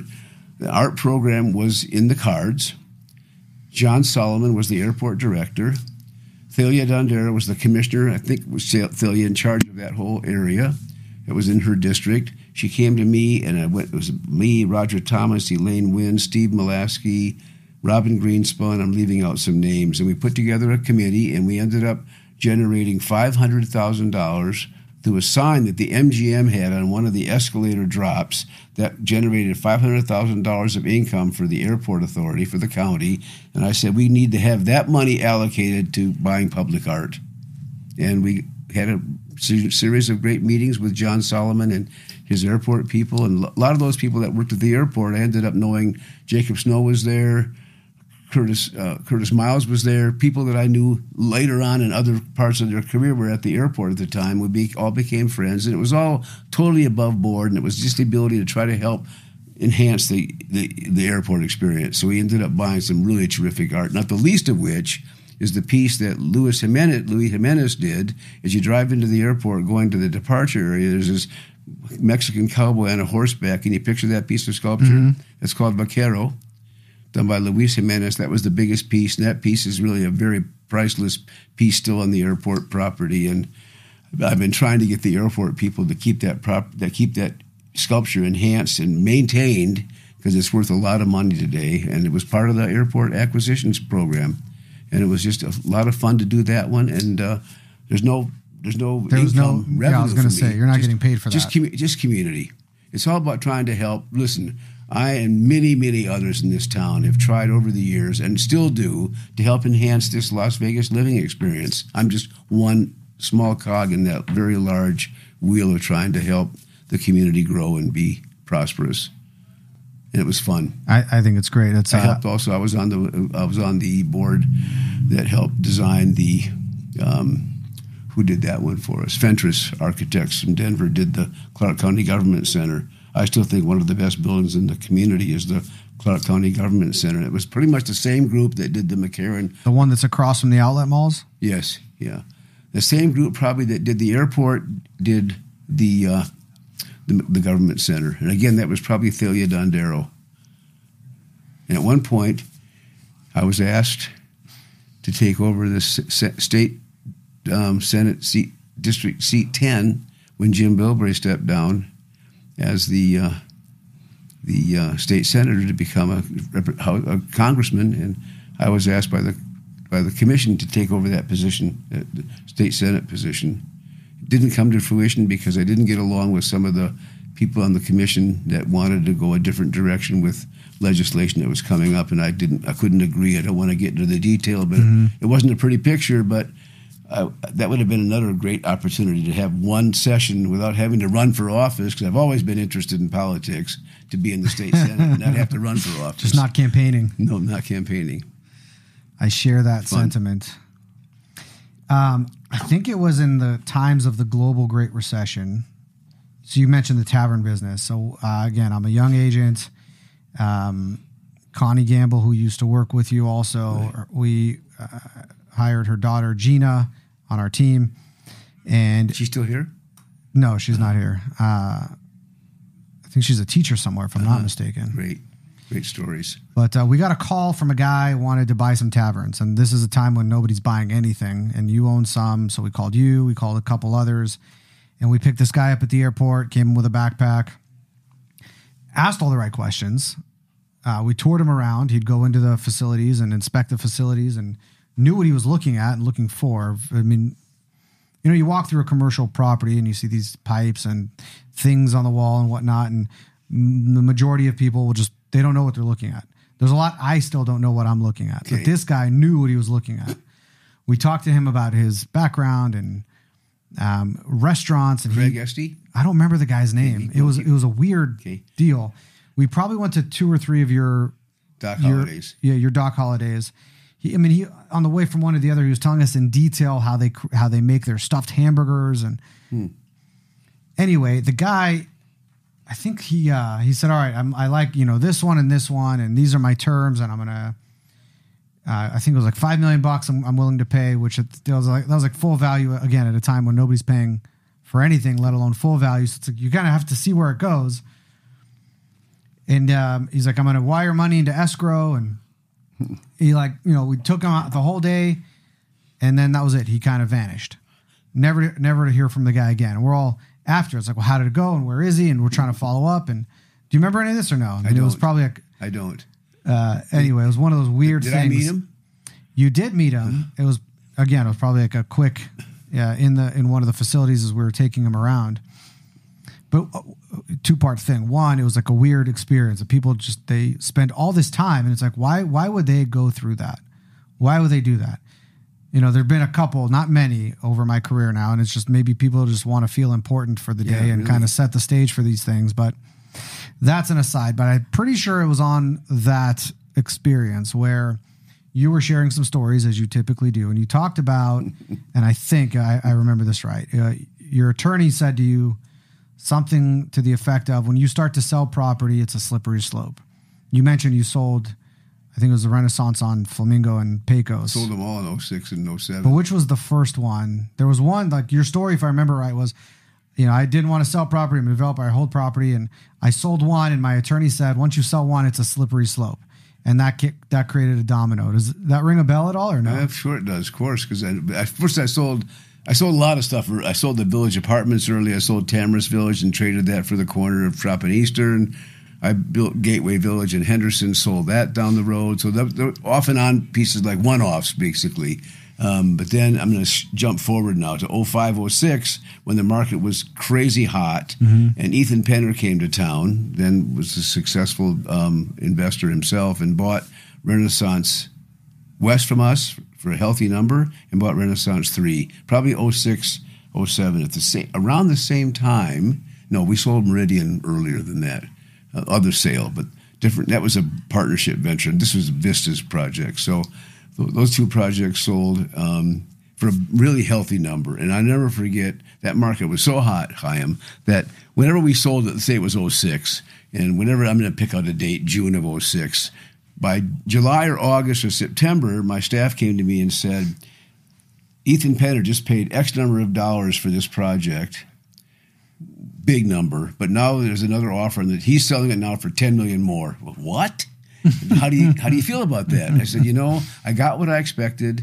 Am I shocked at that number because it's growing to the radical level? But I'm not disappointed because we got what we wanted out of it. It was definitely a successful project for us, and so that slippery slope became a huge success because we sold off all these big assets just before the market crashed in 08. That was definitely a real winner for us, totally without any knowledge of what was going to happen when the lights went out in 2008. So that was just more of the market was just so hot they couldn't really resist those sales.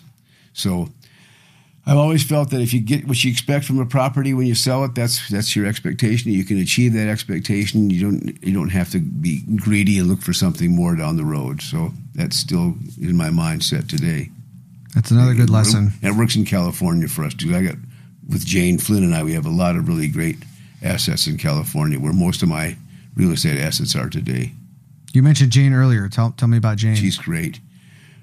Jane was Jane Merle, then married to Mark Merle. She was my first analyst for Pacific First Federal when I was building Renaissance West Shopping Center. That's a great story because we've become very, very close family friends. Families combined, not just she and I. Then the savings and loan crisis hit, 87, when all the savings and loans were under serious pressure, and all my big projects were either savings and loans or insurance companies. And I forgot what happened, and my savings and loans were in trouble, and that put me under jeopardy, and my loans got sold off to Lehman Brothers and other big financial companies that bought off these loans at whatever discounts the S&L loans were into, and having to get out of their dilemmas. And so I asked Jane if she would become a consultant to me to help me kind of rethink my whole portfolio. So she was pregnant with maybe one or two of her kids, wonderful kids, Jordan and Jack, also great friends of ours today. And Jane and I would travel around the country talking to people that owned had bought our loans from the savings and loans that went down, and we were negotiating with those buyers to buy our loans back, to buy the properties back, to buy the loans. And we did that together for a couple of years, and it turned out to be a huge success. In that same time frame, I met Donald Trump. Really? Sidebar. I'll come back to Jane. I was in New York once trying to find capital to take out these loans, and I was at the Trump Plaza Hotel, and I was going out for a run. It was a winter day. It was really cold, and I was going out for a run one morning because I used to run everywhere every day. And I went downstairs in front of the Trump Plaza Hotel and had my running gear on, and out came Donald Trump on the doorsteps of his hotel, big, heavy blue coat on, just he and I together in New York City on a cold winter day. And he said to me, "Aren't you going to talk like this? Aren't you going to be cold running like that?" I said, "Well, I probably will be." He said, "Why don't you consider going upstairs and putting some more clothes on?" We had this conversation about winter clothing for a guy that talked just like this. Nothing hyperbolic about the conversation. And I ended up saying, "Thanks very much," and off I went for my run. That was my one exchange with Donald Trump. A different Donald Trump than what we see today, perhaps, in terms of his demeanor. Mm-hmm. That's Jane and I working on these deals together. And then down the road, after working out these assets, buying the assets back from these lenders and having them turn out from projects that were marginal to, again, really successful properties before the 2008 sale came about, and I had new financing. Because new financing came about as a result of securitized debt. That was the big issue. There was no way to refinance these projects without having securitized debt out there to help continue the real estate development world. And Ethan Penner was part of that development activity. You know that name? He was a real big name in the first. He worked for a big security company in Japan. Is this the same guy that bought Renaissance from you? Yeah. Okay. Different relationship, yeah. Almost had the name of it. I'll get it back as we're talking. The security. So I was asked to testify in front of a Senate Finance Committee hearing. The Senate was going around the country. The U.S. Senate? U.S. Senate. Trying to evaluate what's going to happen with real estate development in this world now, because we're now in late 87, 88, 89, 90, 91, 92, that early 92, 93 period when things were really sideways and people had huge assets and no financing capability. And I testified in front of the Senate Finance Committee, and I was asked, will you consider filing bankruptcy? And all my bankers were sitting behind me. They would come to all these different hearings around the country. And I would say, I'll never consider filing for a bankruptcy. My father would roll over in his grave. That was my comment. And they weren't really listening. They were reading the Wall Street Journal and twiddling their thumbs. And the next day I get phone calls from these bankers saying, "Are you going to file for bankruptcy?" I said, "You didn't hear me." I said, "I'm not going to file for bankruptcy. I'm going to find a way to survive and thrive," which is one of my latest and current mottos. Survive and thrive. And I did. And Jane was instrumental in helping me find all this new financing with all this new securitized debt. Merrill Lynch and Finagle Holiday, a whole bunch of companies out there were doing securitized debt. So basically, Jane helped me put all the securitized debt together and basically held my portfolio together. And it went from wherever it was there to a much higher level of value. And they were occupied, and that was tall cotton again for me. I was really successful. And then I had the Renaissance Office Park, which had a loan with Travelers Life Insurance, and that loan was in jeopardy because the market was difficult at every level. And I picked up the phone one day and I called Travelers Life Insurance Company in Hartford, Connecticut. The main number, whatever it would have been, 5,000. Called the number and I asked for the head of their workout department. And on the phone came a man named John Motley. And John, I hope you're seeing this or here. I hope you're still around, John. This is a great Motley story. And John Motley came on the phone. This is calling the main headquarters number of a big life insurance company, thinking I'd go nowhere. But when you got to survive and thrive, you got to figure out every possible avenue. And John said, "I know your name." I said, "What?" He said, you got $16 billion of loans. You know my name? He said, "Yeah, I know your name. I know your project." The Renaissance Office Park in Las Vegas, Nevada. I said, "John, I'm really struggling. You have a team in Walnut Creek, California. It's giving me a real hard time on this refinance. I'm in trouble with this property. It's definitely a successful venture. Can you help me?" He said, "I'll come out to Las Vegas." So John Motley came out to Las Vegas, sat in my conference room with me, Larry Larkin, and his team from Walnut Creek. And in that meeting, we worked out a deal to pay off Travelers. It was amazing. It was tearful for me. It was definitely an emotional experience because this guy came out of nowhere, didn't know me from Adam, and basically helped me kind of rethink how to manage this particular property and get it back in our name and get Travelers out of the picture.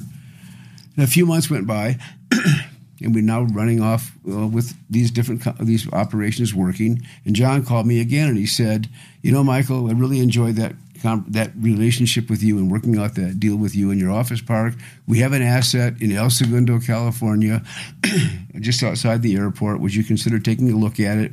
It's a mortgage we own, and it's really it's a jeopardized project. It's probably going to go through a bankruptcy. Would you take a look at it for us? And so I said, sure. So I called Jane and her husband, then Mark, now divorced. She's now with Mike Flynn, later relationship, wonderful guy and a part of the family, ours. And I flew out. That was running every day. So this is a great story. So I flew down on America West from Las Vegas to L.A., and you know how Sepulveda Boulevard goes from the airport into El Segundo? Mm-hmm. You go south of the airport. So I got off the plane with my running gear on, and this is pre-security, and I ran through the tunnel, that ridiculously long mile tunnel from Sepulveda Boulevard to El Segundo. I met Mark and Jane there. We looked at this big office project that was there that was in jeopardy with Traveler's Loan. Took a look at it and said, we're interested in this. Let's find a way to make this happen. It was going through a bankruptcy. I engaged Jerry Gordon, my great friend Jerry Gordon, you know Jerry, I'm sure, to help me work through the bankruptcy. Jerry went to court and did a marvelous job with the bankruptcy court and basically freed it up for us to be able to buy the asset. It was a huge success for Jerry, for us, and for our venture. And we started. That's how Jane and I got started. Wow. We started with that property, and then we formed a venture called Vista Merle and Associates, and we developed from ground up and acquired assets all around Southern California, Newport Beach, Costa Mesa, San Diego, Mission Viejo, some ground up, some assets. And our style then, and still is today, try to find assets that are in great locations but are poorly managed, malmanaged, or not. Managers have disappeared, but they're in great locations. And we basically took over a number of assets in Southern California and converted them. And this is Jane's skill. We have a great architect. I'll tell you about that. It's a great story, too. Great architect named Beirut Sadahi that helped us put every project together. We basically converted these assets that were in jeopardy into real jewel properties.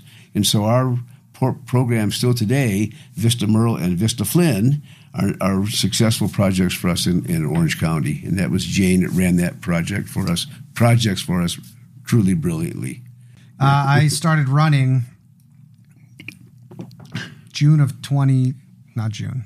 It was just after the summer of 2020, because I got COVID that summer, and I was looking to figure out what I would do to be active. And I was like, I wondered if I had long COVID or not. Did having COVID affect my lungs? So I started running. Good for you. Started 2 miles, thought I was going to die, cramps, blisters. Then I started to learn how to run right. You don't start running and just run out of the gate as fast as you can, because that's where you get cramps and everything else from. But start out easy and different types of runs. And 2 miles led to 3, and 3 to 5, and then 8. And if you can do 8, you could probably do a half marathon. So I signed up for one of those. And then I got a running coach. I got the coach for the half marathon. And then the half became a full, and then another half, because now I wanted to beat my time from the last half. And does this sound familiar at all? Did you have a similar How many fulls have you trajectory? I just ran my second one, Chicago. Good for you. Last month. Time? 4 hours and 2 seconds. You got through it, man. It's not easy being on the road for 4 hours, that's for sure. No, it's not. I was a smoker. I smoked in high school. I smoked in high school. I was smoking when I was 14. We used to play baseball in the dugout after a game. We'd smoke a cigarette. Not weed, just cigarettes. So I smoked when I was 14 till January 15th, 1978. Smoked in bed, smoked Winston's, smoked Gitan. When I was living in Europe, heavy smoker. And then I went, this is maybe somewhat apocryphal, but I went to a Marquette UNLV basketball game, I think the 15th of January, 1978, and UNLV won the game. And I was a huge UNLV Rebel Tarkanian supporter, like everybody in town was. And I came home, we lived on the Sahara Golf Course.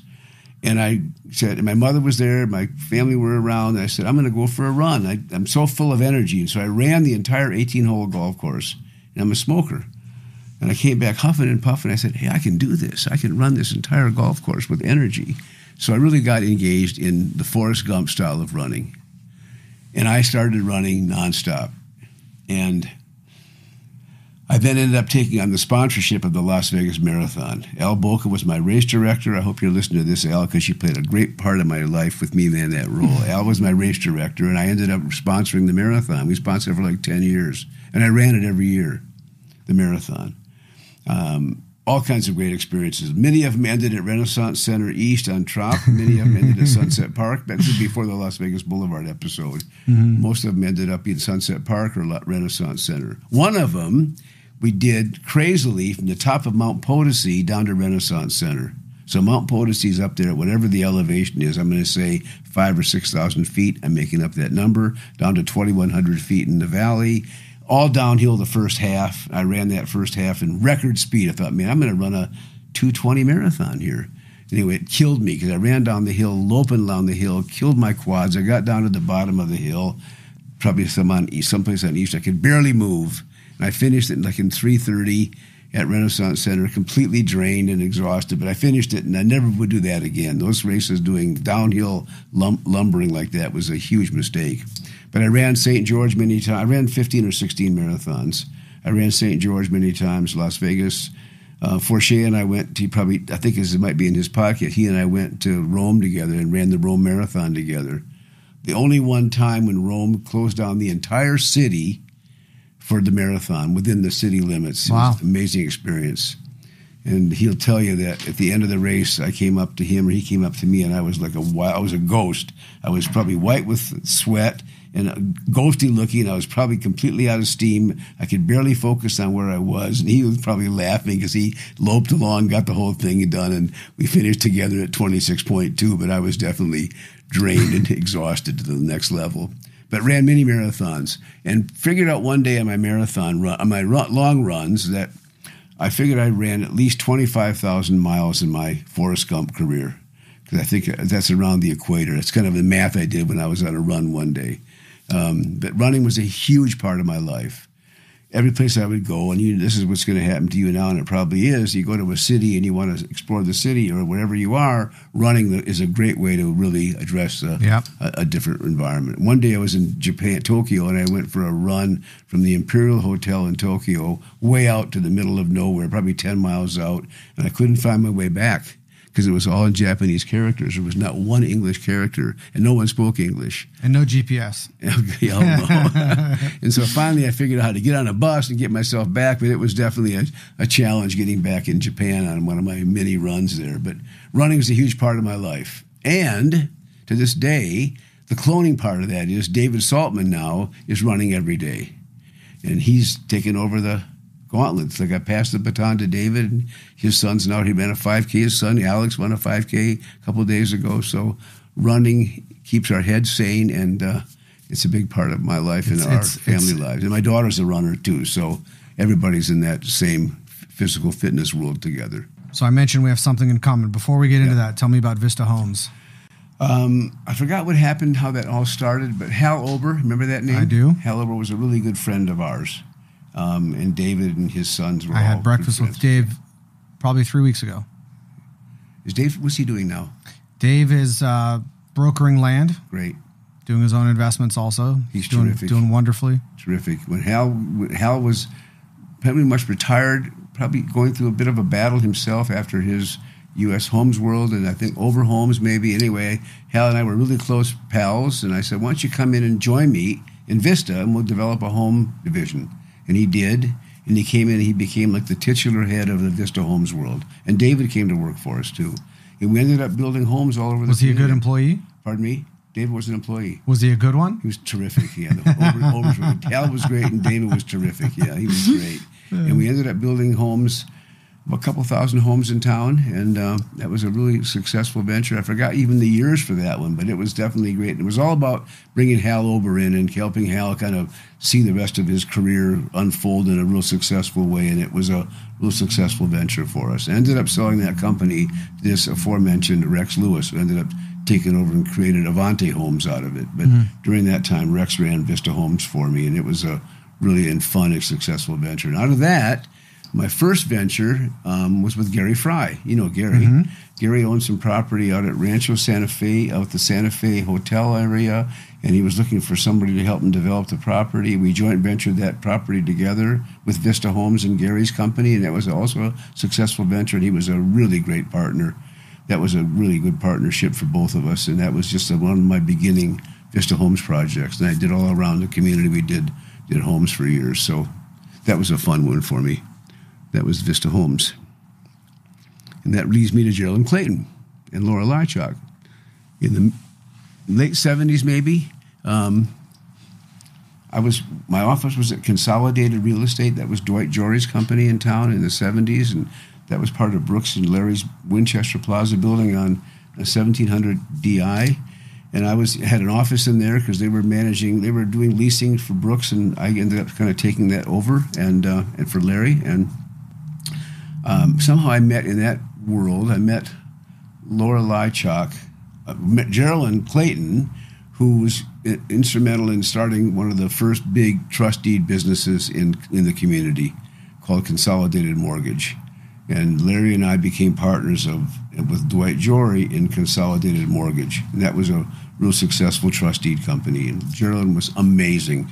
Passed away recently. This is where I remember like trustee deeds were a thing when I was just getting into real estate, where you would put seconds on property or take first and second positions, and you would give out loans. Right. And the reason for that, Hayim, was during that time frame when I told you that the New York Life wasn't making housing loans in Las Vegas, the major insurers were not making loans in Las Vegas. So the business here was between Teamsters Financing, which was significant because that's how Maryland Parkway got built, and Sunrise Hospital got built, and Boulevard Mall got built, and those were successful ventures for sure for Teamsters and for the local developers like Rowan Mulaski here. But there wasn't much financing around. So financing was basically based on trust deed investments. So first and seconds, 10, 12%, sometimes more percent investments would help generate real estate activity in this community. And Geraldine really got it. And Geraldine was a real straight arrow, also a handshake woman, real good at sizing up people and borrowers, and we ended up having quite a successful venture with that mortgage company that Geraldine led the way. And Geraldine's daughter, Laura, after Geraldine retired and went up north up to, I think, Ely, passed away a couple of years ago, and a really great friend who also made the best tuna sandwiches for me I'd ever have at lunch.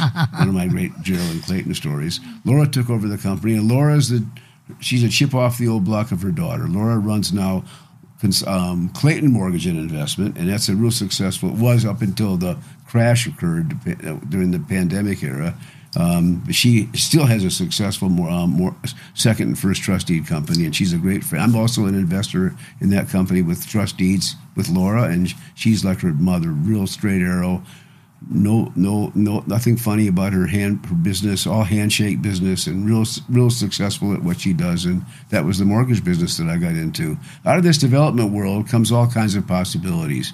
That was one of them. Restaurants, and I was in the hardware business. You can imagine every business that I could be into where somebody might have failed, I would jump into that business, which is why I went to sneakers, because sneakers was originally called Amidst. It was my partner Daryl Tomlin's restaurant. It didn't do well. I took it over and found some guys from Upland, California that had this concept called Sneakers, which is the burger restaurant. That became Sneakers of Las Vegas. I ended up owning that, bought out the original partners and ended up owning that business. All that because of my development world, though. That's where all this, as you said that earlier, too. All that kind of stems from the development activity. But mortgage business was part of that as well. We're going to add that to your bio also. There you go. And what else do you have on your notes? Let's see, man. I got Kyle Ranch. You know where Kyle Ranch is? No, where's Kyle North Ranch? Las Vegas. The original ranch property in this community, besides the Mormon fort in 1850, was Kyle Ranch, the Kyle family. That was North Las Vegas. It's where the big spring water would flow. So water was very much available in that Kyle Ranch, North Las Vegas area, and the community grew out of that water source. And Kyle Ranch was a property that was, I forgot the name of the Kyle family, but there are other families involved in it. The Stewart family might have been involved in that as well. There's a kind of an interesting checkered past, and I ended up with Bill McCowan, became my if you will, my partner in industrial projects, and we took over that property, that Kyle Ranch property, and built industrial facilities on there, and then helped kind of with the parks and recreation people at North Las Vegas, help enhance that property by re-engineering the Kyle Ranch home itself, and that was a little more contribution that we've made to the community as a result of doing the property. How many acres was it? That's a good, I don't know, 20, 30 acres, big parcel. Losey Road, Craig Road, Losey, I can't quite remember. North Las Vegas, Losey Road, I've even forgotten the locations where it is. But it's still a real major tourist attraction, local attraction for the origin of this community. 20, 30 acres. You mentioned the other property you did, 55 acres. That was that's the one at Trop. That's the one at Trop in Decatur. Like today, if you could find that amount of land anywhere in Las Vegas, not possible. Salvate. Not possible, of course, exactly. Yeah. You really had a field day. That was a great one. All these projects came out of what I call the Forrest Gump world. And once I got started in development and running, I just kept going. Couldn't stop. I made a loan on the Minx nightclub. Okay. Remember that? Yes. That's where Pac-Man Jones shooting took place. I made the loan. I was a second trustee on the loan. That shooting took place. That business shut down. I tried to buy the first at a discount. The woman that owned the first would not discount it. We ended up acquiring that first. Ended up going into the nightclub business. It ended up becoming the Cher nightclub. Remember the Cher nightclub? I don't remember that. Probably the leading gay nightclub in town. And my CFO, Michael Chris, still my CFO of 30-some years, ran that nightclub for us and for me, and that was an amazing business. Over the top, successful. And did you end up selling that? We did. Sold that property a couple of years ago. Was it the property with the business? Yeah. You can't sell the license. You can sell the property, the real estate property and the land, but you can't sell the license. So someone else has to apply for their own? Exactly. Got it. Yeah. That's their issue now. So I got Michael Crisp. I had a really great attorney named Jerry Tremberth. Jerry got me into the trust deed business. Jerry was a really very, very bright attorney. Was with Lionel Sawyer for years, the premier firm in town. When I was doing some kind of a project back in the mid-'70s, late 70s, early 80s, I went to see Jerry to help me kind of figure out what I was doing with the legal background of a particular project I was trying to engineer. And he was so good the next day, kind of like Forche. The next day he came back with a complete litany of things I should be thinking about to move that project forward. It was such a great conversation. I went to him maybe a month or two later and said, would you come to work for me at Vista? And he did. And he was my in-house counsel for years. Passed away a few years ago, and tragically, but brilliant lawyer. And he was a big part of my success story. And he got me into the trust deed business. Jerry loved the trust deed business. So when that thing with Gerald and Clayton and Laura, and then I formed a company called Vista Financial Resources, also a mortgage company, and Jerry was instrumental in helping me get that company off the ground. That he died was a sad story. But David Saltman came in and basically jumped in where Jerry left off. You know, what's interesting is today the model is more specialized. You're a developer at the core, but you develop different types of properties. And that, like you said, led you into different ventures and businesses and a lot of joint ventures. Whereas today it feels like the move is to, you're a self-storage person and you focus on that, or you build multifamily and you focus on that. There are very few that really are multidisciplinary anymore. I could never quite get that together. I mean, I probably should have stayed in one sector. It probably would have been a bigger ultimate pop thing, but I did everything you can possibly do. I did a couple of mini storage projects in town with a guy that I met from Utah, that he was a successful mini storage developer, and he and I ventured together and did mini storage projects together. I did industrial with Bill McCowan. I've done apartments. I've done everything but high rise. I live in a high rise. I live in Park Towers, but I haven't built a high rise. But I've done everything you can possibly do. Just some kind of eclectic behavior of wanting. And you're more of a joint venture guy than you are a solo guy. It sounds like. In many ways, yeah. Whereas also now it's more, if I can't do the whole thing myself, I'm not interested. That joint ventures are also riddled with issues and challenges, and if things go sideways, but you seem to have found a way there. I have great partners. This Jane Flynn is an amazing partner. Like I say, we're close family friends. I got a great joint venture with my wife. We are very close. Have a great love affair and a relationship that's golden. That's an interesting joint venture.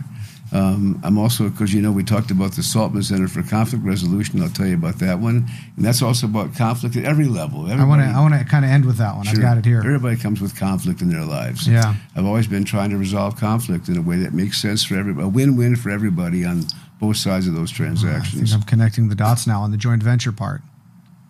Right. You have any more on your list? Oh, I got tons of things, man. I'm in the YPO. You know that I'm in the YPO. Oh, tell me about that. Yeah. I'm one of the founding members of the President's Organization. There you go. Right? I was a young president at one time, now an old president. I was one of the founding members of the chapter here in town. You're still involved. You mentioned that you're organizing a conference here. I'm also in the YPO in Park City, Utah. I'm in the YPO in San Francisco. I'm the moderator of my forum in San Francisco. I'm in the YPO European chapter called the Euro chapter. That's probably because Sonia and I have this European background. Of course, she's European, but we joined the European chapter, and I'm now the chairman of the European chapter. That's a laddering issue, by the way. I started off as the assistant education guy. And I got to write that down, laddering. Now, be careful what you wish for. Now I'm the president of the European chapter. And yes, we are bringing the European chapter to Las Vegas next May. San Francisco and Las Vegas are the two venues for the Las Vegas event for the YPO. That's a big part of my life because we travel extensively, and YPO has been a big part of that travel program for years. We have a home in Austria, so we're there quite a bit as well, and that just makes the European chapter that much more. And so for those who don't accessible. know, what is YPO? What is YPO? Young, you said Young Presidents Organization? That's what it stands for. Like, for someone who doesn't know what that is, what is it? Describe the experience. Why would somebody join it? What do you get out of it? That's a great question. I think it started off with probably back in the days, I think the guy's name was Hickok that started it. I could be wrong about the name. Probably somebody that inherited a company from their family, tried to figure out how to run the company, and they ended up putting help people together to help them run the companies. And out of that came an organization of young presidents helping each other with their assets, with their projects, their personal issues. It's a confidential relationship. We have what's called forum confidentiality with these smaller group within the YPO, and so you have conversations about everything from your business, personal issues, family issues, and keep it all very much intact and, like I say, highly confidential. And it's a way for people to kind of align their interests at all our presidents of different organizations. And to get in earlier, I think it took 50 employees, I forgot the number, maybe $5 million of annual revenue. I've forgotten those numbers now, too, what originally qualified you to get in. But companies have some significance, but not giant. Mm-hmm. Where women and guys, we get together and help each other with their business and personal issues. So YPO has played a big role in the world for helping people kind of manage their personal lives, their estate planning, and their companies. And now I'm in an organization called CEO, which is another level of YPO, Chief Executive Officer, and that's just interesting. Las Vegas, Rolly Sturm is now the president of the CEO this year. So we got a European chapter president here, and we got a CEO organization president also, Las Vegas resident. So what does that say about the leadership that Las Vegas churns up? That's who we are, right? I'll tell you what's fascinating also about that. I made an observation a few years ago, and it's still true today. The real estate organizations, the alphabet soup, there's CCIM, which I'm sure you know, but for those who don't, it's Certified Commercial Investment Member. It's a professional designation that commercial real estate professionals can obtain through coursework. You put a portfolio of experience together in a comprehensive exam.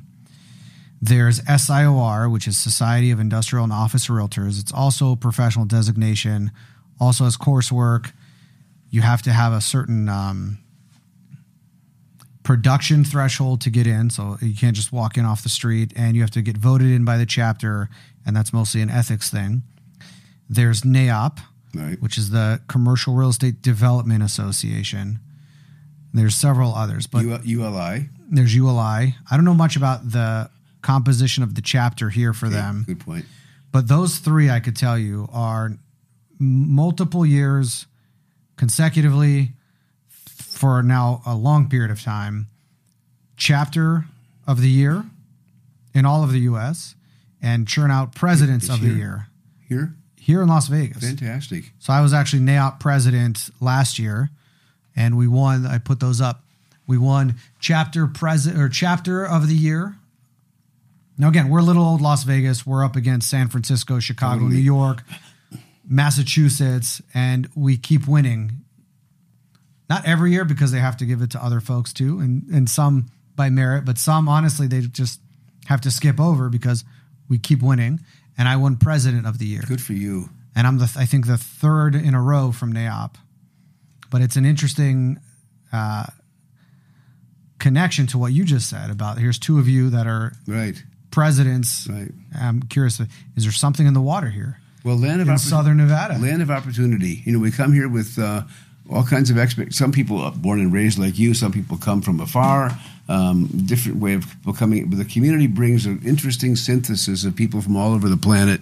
And I think that really engenders this kind of activity about successful ventures, the experience you've had, the experience I've had, is part of this amazing energy that we have in this area. I don't think people say, what is Las Vegas? It's an area. It's not a city. Mm-hmm. It's city of Las Vegas, North Las Vegas, Henderson, et al., but it's in the county. But it's really kind of an experience that lends itself to opportunity. So I think that background lifts us into this issue where you have successful individuals and enterprises that create these awards for us. So I think it's amazing what this town has been able to do, and we're still going. Look what's going on right now.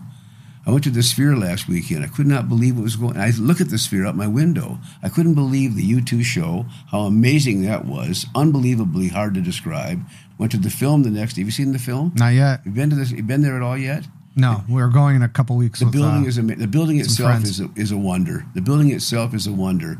Whatever Dolan did to put $2.6 billion into that building, I hope it's a huge success for him, because the building itself is high energy, extremely well done, immaculately clean, well managed. The show itself was off the charts, U2 show. I'm sure more will come. And the film is another experience, unrelated to the U2 show. But again, the Sphere is an amazing experience that we're now having, of all places, Las Vegas, Nevada. London didn't get it.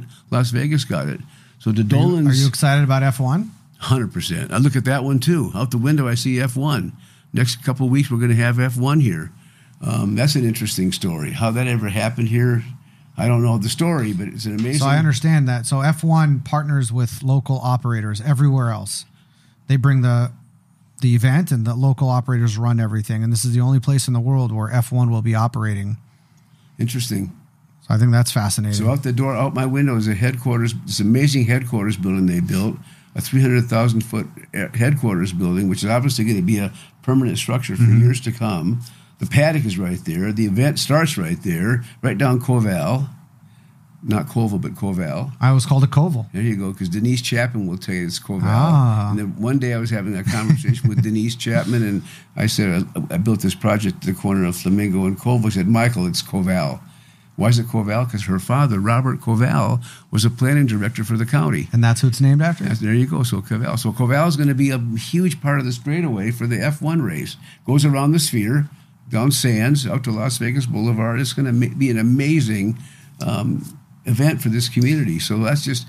And the Fontainebleau is opening up in December. I mean, we have this amazing energy going on here. And out of all that energy and all these developments and all this, Steve Wynn kind of re-engineered this community in the late 80s when he did Mirage and kind of reinvented the community. We seem to be never ending this kind of development activity, which creates all kinds of opportunity for awards to win for development activity and creation of different activities, and the town survives and does it really well. So it's an amazing story to me, this Las Vegas story. I don't quite fully understand it, but I sure love living in it. So do I. Yeah. So when I was at UNLV, a business professor assigned us a book to read. And it's an odd thing for a business professor to assign this book, because it was called Man's Search for Meaning. I know you've heard of it. Cause I read it every day. You read it every day. That's interesting.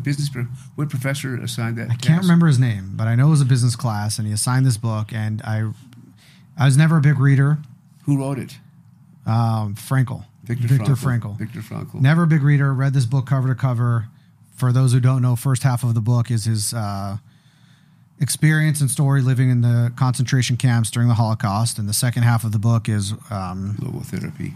Yeah, what kind of therapy is it called? Logotherapy. Logotherapy. So he was a psychiatrist going into the camps, right, and he really observed the human condition. And the second half of the book is logotherapy. You could talk more about it, but I read this book, totally rewired how I view myself, view the world, interact with the world.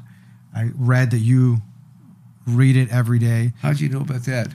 It's somewhere online, and I found it, and I zeroed in on it. Yeah, every day I have it in my bathroom. I read a page every day. Every day. How long have you been doing that? 20 years.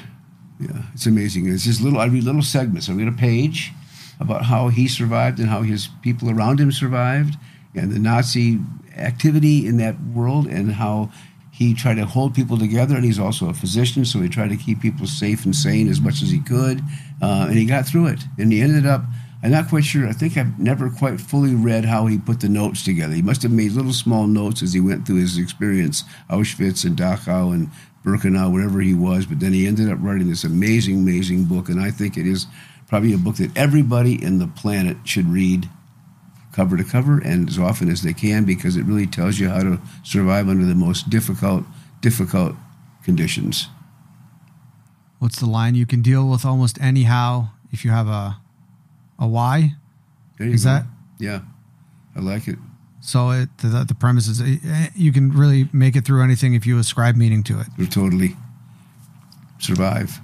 And then I can say then thrive is the rhyming word that gets you to the next step. Is that where you got survive and thrive? Like a build off? No, I got that out of my own. I got it either from somebody else or I got it through my own thought process when I'm maybe on a run one day. Maybe. Because don't forget the times I had the 74 event, the 87 savings and loan event, the 93, up to 93, the 2008 terrible event. What's going on today? We have pandemic. We have a lot of different ways of going through process. So with your reference points to those events, are we in an event today where we have interest rates are increasing? You've seen a more dramatic increase. We've seen a dramatic increase, but not overnight. It's all relative. We've got geopolitical issues, Ukraine, Russia, now Israel-Gaza. Are we in an event right now? We are. Say more about that. I don't know. I haven't thought it through carefully enough yet. I think we're resetting the picture for the world today. I think we have some really interesting issues going on with Iran, China, Russia.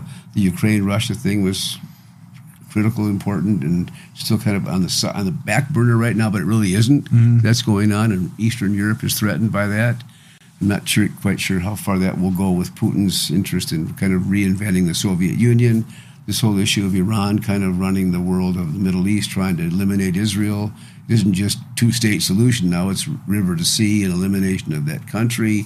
Those are all reset issues. I think we're let alone inflation and interest rates here and China's activity. And we're in some, I don't know how that's going to conclude. No one knows that, but there's a reset going on right now in the world. And I think it's a real critical period for us to pay attention to what's going on and not shine it on like it's not really happening. I'm not quite sure what we can do, but I don't think we can just shine it on and pretend like it's not happening around us. So I want to be aware. I want to use this as a jumping into point because we talked earlier about the UNLV Boyd School of Law Saltman Center for Conflict Resolution. So tell me more about what is that, and then how does that inform your thinking into what we just talked about with all these conflicts going on around the world? Well, I'm a lawyer. I've been in lots of litigation over the years, mostly in the grocery business where I had slip and falls on a regular daily basis. People would pretend they slipped on a grape and whatever might have happened, and we ended up having a dispute. And so we ended up basically paying off those small claims. That was conflict that I didn't care for, but it was pre-litigation, but I don't like litigation. I lost one big litigation years ago on a case where I should have absolutely won hands down, and just court didn't see it that way, and I ended up turning that around and appealing it and winning it on the appeal. But that was uncomfortable for me totally to be in litigation because litigation drags on forever. Lawyers like me, but I'm not practicing. They're not playing with house money because they're earning their fees. So one day I was on a run in London, and picked up the London Times after my run, and I looked at a section in the side of the London Times that was about mediation and conflict resolution. I read it and thought, this is a fascinating idea. Let's get into how to help lawyers learn how to negotiate, not just litigate. So I picked up the phone. I called Dick Morgan, got him at home probably in the middle of the night, landline calls, and I said, Dick, I have this great idea. How about let's form a conflict program at the law school? He said, what a great idea. And I said, we'll help fund it. Sonia's a psychologist. I'm a lawyer. We can do this together as a team. What do you think? He said, what a great idea. So I came back to Las Vegas, and Dick and I sat down and figured out a plan. And we searched around the country for the top conflict-resolving professor, and we found a magnificent woman named Jean Sternlight, who is still there, now on the cusp of her program, but she started the program for us, now taken over by a woman named Lydia Nussbaum. But Jean kind of helped manage the entire process for us in creating this conflict program. And then we had to name it. And I thought we'd just call it the UNLV Conflict Resolution Program. And Sonia said, no, you got to call it the Saltman Center. You need to put your name on it. I said, that's a real difficult thing for me because I don't mind that posthumously. I won't know about it, but in my lifetime, putting my name on it just seems too grandiose to me. She said, you have to do it because you're so well known in this community and you need to identify yourself with this program. So I finally buckled and said, yes, we'll do it. And the Saltman Center with Jean Sternlight running it, we formed a board of Dick Morgan and Phil Pro and Richard Gladstone and Robert Mnookin from Harvard. And we had a big successful, really great advisory board. And we hit the ground running, and it's now one of the top-rated conflict programs in the country. It's been in the top 10 forever, 5, 6, 7, 8, 9 in the conflict world of all these law schools in the country. Jean helped manage that process significantly. If it weren't for Jean, we probably wouldn't be there. Now, Jean's turned it over to Lydia Nussbaum, and Lydia is now taking it over, and Lydia will keep the flame burning, and that'll continue being one of the top-rated conflict programs in the country. And for me, it's all about helping young lawyers, law students, learn how to talk, negotiate, deal with people, and not just necessarily run to the first filing of a complaint and filing for litigation. I think the real way to get this process done better for me from a legal point of view is negotiating your way out of problems and not necessarily having to go to litigation. And I'm in a big litigation right now, by the way. Speaking of litigation, I don't like them. It's been going on for a number of years. One of those inevitable situations where you had to file a lawsuit, which we did, against a bank in an unfortunate transaction situation with the bank. But it could have been resolved with negotiation. If the bank had to come to us and said, let's talk about it, we would have talked about it in a heartbeat. Jane and I would have done that in a heartbeat, but it didn't happen.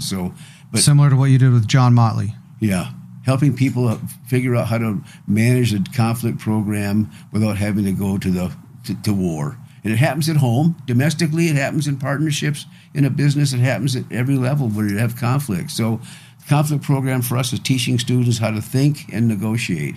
A part of that was we did a thing called the Peace in the Desert series. And that desert is here, our desert. It's also the desert in the Middle East. So part of that was, at one point, you probably know this, I helped engineer a basketball program between Arab and Jewish kids in Israel. What year was that? It would have been like 08, 09. 09 and 10.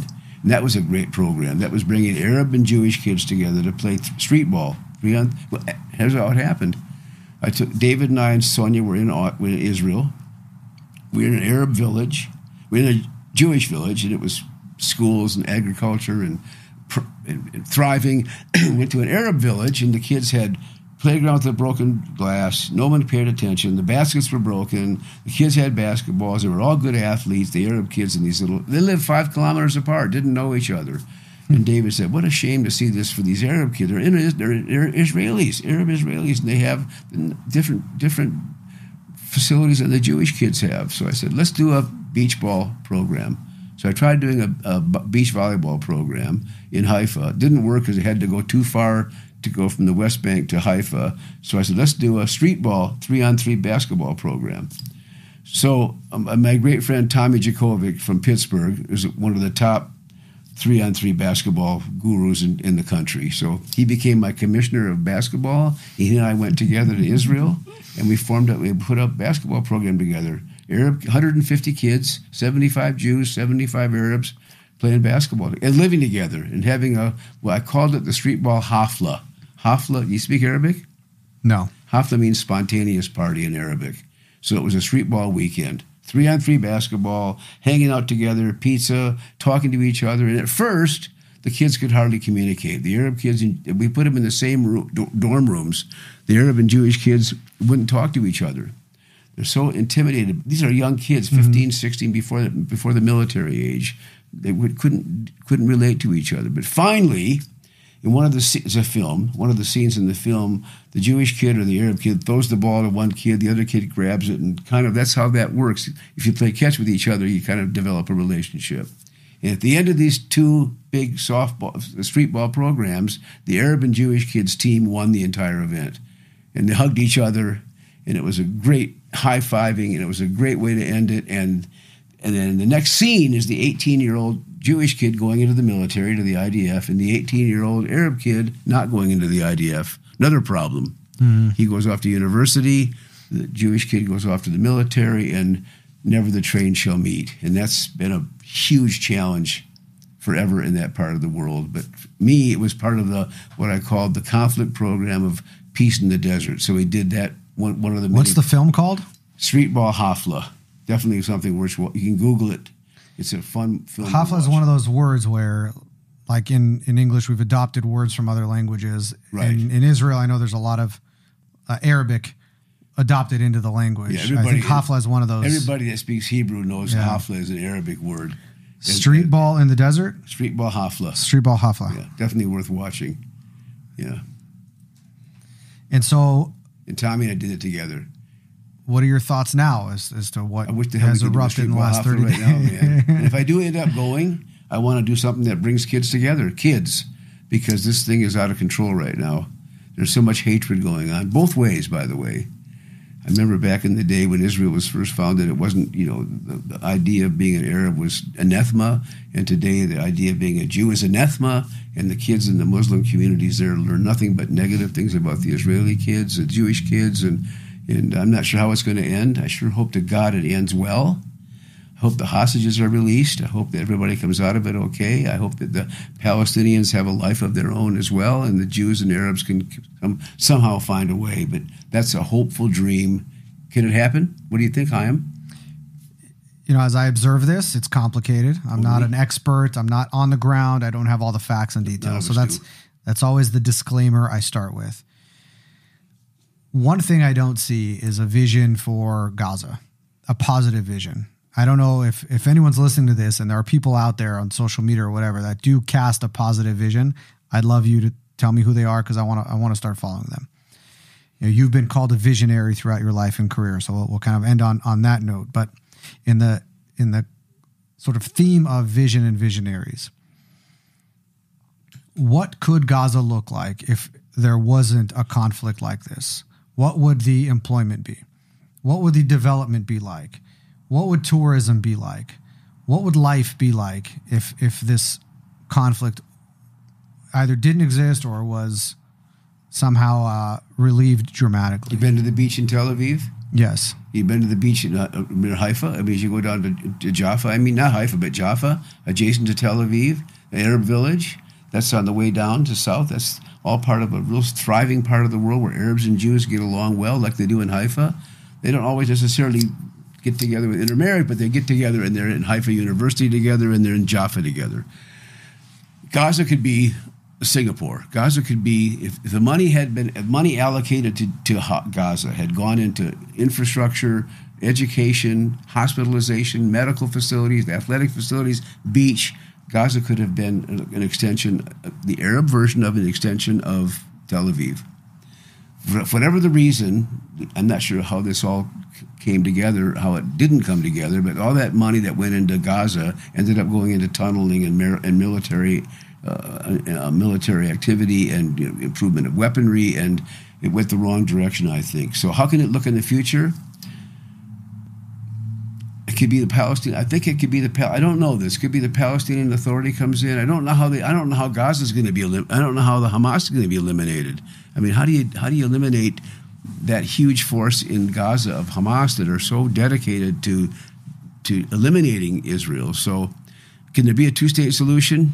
I don't know. But can there be a Gaza and a West Bank that live in peace with the Israelis? All they got to do is recognize Israel. All they got to do is recognize Israel. Just recognize Israel as a place on the planet that's not arbitrary, but actually exists for a reason, not just because of the Holocaust, but because of all the early Zionist activity into Israel, and not alone the homeland discussion of centuries ago. If they could find a way to communicate, and some leadership in the Arab community could align themselves with leadership in the Israeli Jewish community and say, listen, enough of this. Our kids are dying. Mothers don't want their children killed any longer. We've got to find a way to cooperate. Let's get together and recognize Israel and recognize Gaza and recognize West Bank. And whether it's a two-state solution, so you're saying recognize each other. Recognize each other. Yeah. That's my hope. And that leads us to a pathway of surviving and thriving. Right. There you go. Right. That's a definite challenge, and I don't know if that's ever going to happen, but I'm dedicated to the proposition that conflict can be resolved by simply recognizing Israel's right to exist. Yeah. I don't want to end on that note. No, we're going to end on a different note. Goes, but I really enjoyed this discussion. You are, you voted not just with your time, energy, your money, your experiences, that you actually have this thing called the Saltman Center of Conflict Resolution. Right. And there just happens to be another conflict that's been going on for a long time. So I was curious to hear your thoughts on it. But I called you a name a second ago, a visionary. You've been called a visionary, not just by me, but many others. First of all, how do you feel about that? Do you agree with that? I don't look at myself in the mirror that way. I've touched a lot of people in my life.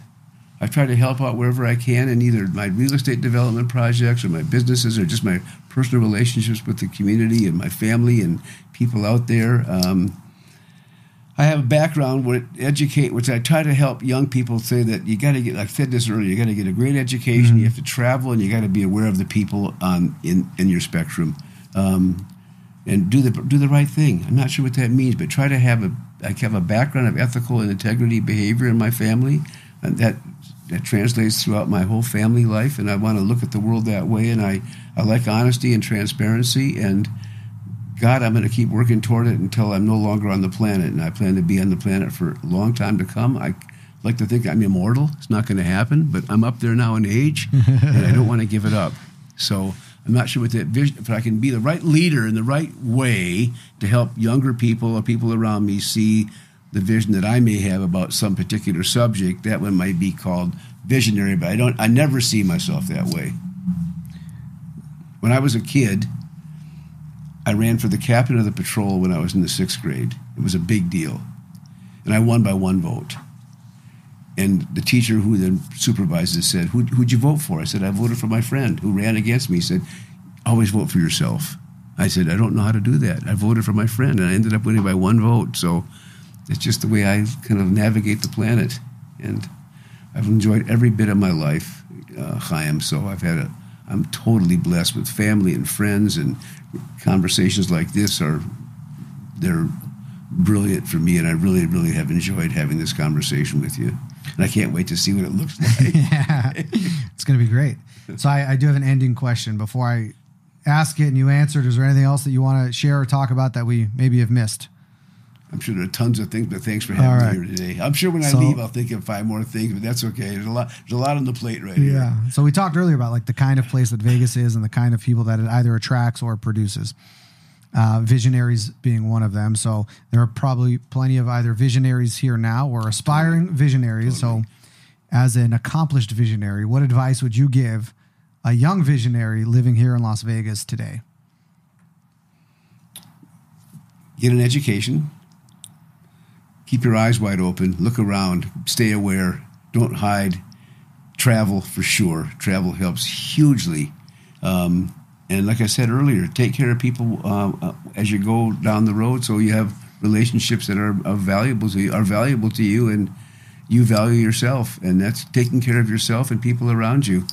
I don't think I have any other real response to that question, but I want to keep it really alert and aware and be fully alive and engaged in whatever I'm doing. So that's my daily challenge, and I'm loving everything about it. So I'll just emphasize the taking care of yourself part, 100%. Which then allows you to take care of those around you. Take care of yourself first. Right. Everybody else then follows. Your wife, your family, your children. I've got a great staff. I have Janet Collins, has been my assistant for a long time now. She's terrific, takes real good care of me. Before that, I had Wanda McCorkle that took good care of me for years, and I take care of them as well. I got Michael Crisp in my life. I got my son David. I got my daughter Sarah. I got my kids and my family around me. I got a lot of friends in town. had a real tragic experience a couple of days ago when my friend Barry Becker died. I heard about bicycle that. accident.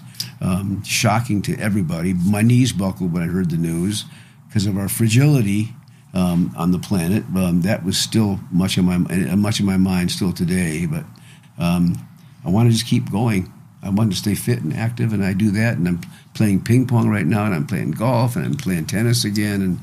And my runs have stopped because I had a hip replacement and a knee replacement. So do I miss that? Absolutely, I miss it. But I find other ways to kind of take up the slack. So good.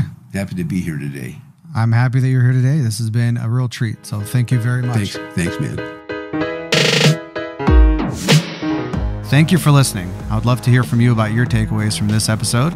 Make sure to leave us a comment or leave us a review.